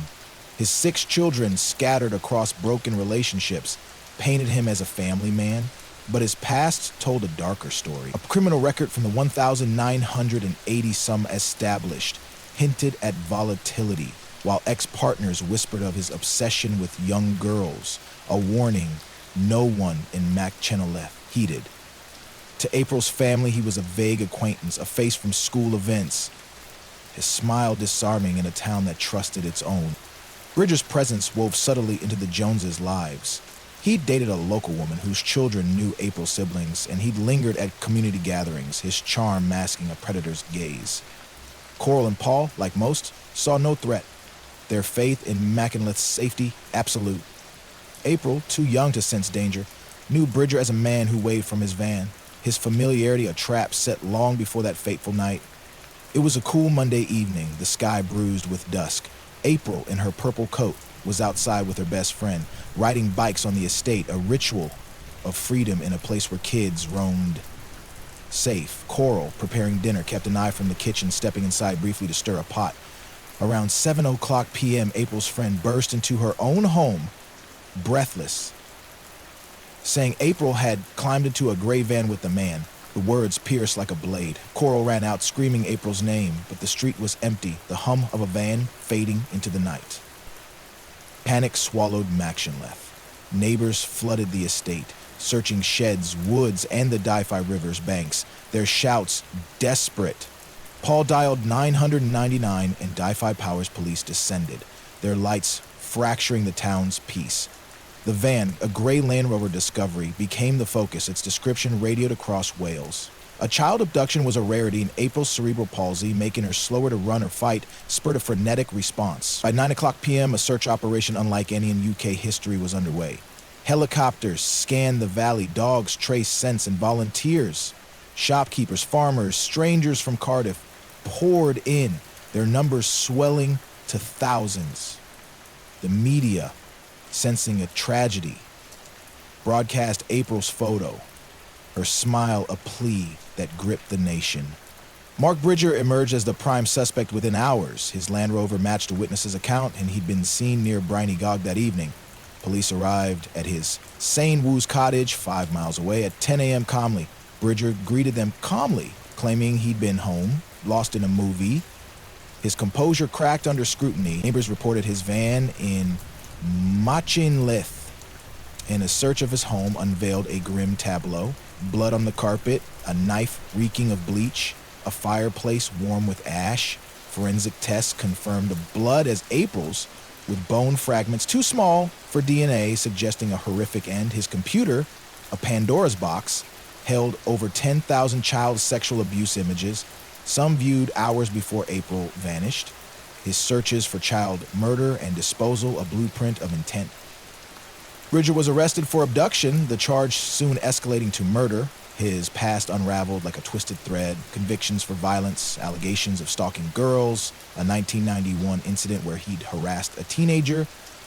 Witnesses recalled him hovering near playgrounds, his gaze unsettling. Ex-partners spoke of a man whose charm hid rage, his fixation on youth, a constant. Machynlleth reeled, their neighbor transformed into a nightmare. How had he moved among them, coaching their kids, sharing their lives, without a hint of his darkness? The investigation painted a chilling picture. Bridger, prosecutors argued, had targeted April, her innocence a beacon for his depravity. That evening, he'd cruised the estate, spotting her vulnerability. Using his familiarity, he coaxed her into his van, perhaps with a promise of candy or a game. A 7-year-old witness, April's friend, later recalled his soft words. His smile, strange but kind. At his cottage, evidence suggested he assaulted and killed her, likely by strangulation or stabbing, then dismembered her body, burning parts in his fireplace and scattering the rest, possibly in the Di-Fi River. Despite months of dredging, April's remains were never found, her absence a wound that bled without end. Bridges lies deep in the horror. In custody, he claimed an accident, saying he'd struck April with his van and in a panic, taken her home where she died. He couldn't remember what he'd done with her body, blaming a blackout. The story was a sham. The blood spread across his living room and bathroom spoke of violence, not a crash. Bone fragments and a clean knife hinted at dismemberment. His cleanup, bleaching floors, burning clothes, was methodical, and his computer activity, including watching violent films post-crime, showed a man untroubled by guilt. Bridger wasn't a hapless driver, he was a predator who'd planned his escape. Machynlleth drowned in grief. Pink ribbons, April's color, draped the town. On fences, trees, the medieval bridge, a symbol of hope that dimmed with time. The search, spanning forests and rivers, became a pilgrimage, volunteers braving cold and despair. Coral and Paul, faces etched with pain, faced cameras, begging for April's return. "She's our miracle," Coral said, clutching April's toy unicorn. Vigils lit up Wales and beyond. Thousands holding pink balloons, their silence a collective ache. The lack of April's body turned mourning into torment. Her family denied even a grave to grieve. The trial, opening April 29, 2013 at Mold Crown Court, was a 5-week crucible. Prosecutor Elwyn Evans QC laid out a case of unrelenting horror. April's blood found in multiple rooms told of a struggle. Bone fragments, though inconclusive, suggested fire. Bridger's computer, a catalog of depravity, showed searches for child abductions days earlier. Witnesses, including April's young friend, gave testimony that broke the courtroom, her voice trembling as she described the van. Neighbors recounted Bridger's odd behavior, lingering near kids, offering rides. The evidence, forensic and human, was a noose tightening around him. Bridger's defense was a performance of denial. Taking the stand, he wept, claiming he'd meant to help April after hitting her. His memory lost to shock. Cross-examination shredded his tale. Prosecutors exposed his cleanup, his digital footprint, his calm demeanor post-crime, watching The Expendables while April's blood stained his floor. His child abuse images, some featuring girls like April, revealed a mind consumed by desire. When pressed on his lies, he deflected, his tears drying fast. The jury, 12 locals steeped in Wales's values, saw a man without remorse, his story an insult to their loss. The defense, led by Brendan Kelly, QC, clung to doubt. Without April's body, they argued, murder wasn't certain. The blood could have come from an accident, the fragments from another source. The child witness, months removed, might have misremembered. They painted Bridger as flawed, not evil, a man overwhelmed by a mistake. The argument collapsed under his history: assaults, stalking, a pattern of targeting girls. Yet his lies, his digital obsession, his calculated cover-up all screamed intent. The jury's disgust was palpable, their verdict a foregone conclusion. The trial laid bare systemic failures. Bridger's criminal past, known to police, never reached Machynlleth. His minor convictions didn't flag him as a sex offender, but his behavior, reported by exes, ignored by authorities, was a missed alarm. The UK's offender monitoring system, meant to protect, had holes, letting Bridger coach kids and roam free. The media, amplifying April's story, he faced criticism for fueling hysteria, with tabloids dubbing Bridger the Machynlleth monster, a label that stoked anger but clouded truth. Locals, testifying, spoke of a trust betrayed, their town no longer a haven. On May 29, 2013, the jury returned a unanimous guilty verdict on abduction, murder, and perverting the course of justice. Bridger stood stone-faced, his charm gone. Mr. Justice Griffith Williams delivered a whole life order, a sentence reserved for the UK's worst. "You stole a child's life for your own gratification," he said, his words a blade. "You will never be released." Coral and Paul in the gallery wept, their relief drowned by the void of April's absence. The courtroom, heavy with Machynlleth's sorrow, felt the weight of a wound unhealed. Bridger offered no closure. At HMP Wakefield, he taunted authorities, hinting at river locations but revealing nothing. Inmates attacked him, slashing his face, a mark of his infamy. His letters, alternating between denial and cryptic clues, kept April's fate a secret, a final act of power. Coral spoke of sleepless nights, hearing April's voice in the wind, a pain no sentence could ease. The Di-Fi River, searched endlessly, became a symbol of loss, its depths guarding truths no one could reach. Machynlleth fought to heal. The Brynigog estate, once vibrant, grew subdued, parents keeping children close. Pink ribbon stayed, a permanent vow, but tourism waned, the town's tragedy a deterrent. The community rallied, raising funds for April's family and launching safety patrols. Schools taught kids to beware, even of neighbors. The valley, with its timeless beauty, felt stained, its peace fractured by a single night. Coral and Paul turned grief into purpose. The April Jones Fund supported child safety programs, from stranger danger workshops to missing persons charities. Coral's push for April's Law, a register to flag high-risk offenders, gained traction, building on Sarah's Law to alert communities. Their advocacy tightened Wales offender monitoring, with real-time alerts and community liaisons. UK cracked down on online child abuse, Bridger's digital trail a catalyst for laws fining tech giants for lax controls. The case reshaped child protection. Bridger's ability to hide exposed flaws in offender registries, spurring data-sharing reforms. Social services, criticized for missing his red flags, mandated training to spot predators. The media, reflecting on their role, vowed to honor victims, giving April's story grace over sensationalism. Machynlleth, though wounded, found strength, its people vowing to shield their young, their unity a light in the dark. What makes April's story so shattering isn't just the loss, it's the betrayal of a sacred bond. Bridger was no phantom. He was a neighbor, a Coach, a man who shared their lives. His crime showed evil can wear a smile, walk among us, and strike where we feel safest. April, with her boundless heart, trusted the world, and that trust was her undoing. The absence of her body turned grief into a ghost, haunting her family, her town, a nation that mourned her. Cities and the failures cut deep. Bridges passed, his behavior, his digital sins. Each a chance to stop him, lost to a system that trusted too much. Machynlleth's faith in community, its belief in goodness, became a blind spot, letting a monster thrive. April's death saved others, through laws and vigilance, but the cost was a girl who danced through pain, now a memory in the hills she loved. As the rain falls tonight, picture Machynlleth's quiet lanes, pink ribbons swinging in the dusk. Think of April Jones, Forever 5, her bike abandoned, her light eternal, and Mark Bridger, caged but unyielding, his secrets of final cruelty. Their story is a warning. When trust blinds us, when evil hides in plain sight, the innocent pay the price. Wales endures, but April's echo lingers. A call to protect, to watch, to never let another child fade into the night. As the rain softens and the night deepens, we leave behind 12 tales of darkness, each a thread in the tapestry of human frailty. From Boston's underworld to Machynlleth's quiet hills, these stories of betrayal, rage, and loss reveal the shadows that linger in our safest places. They remind us that evil doesn't always lurk in alleys.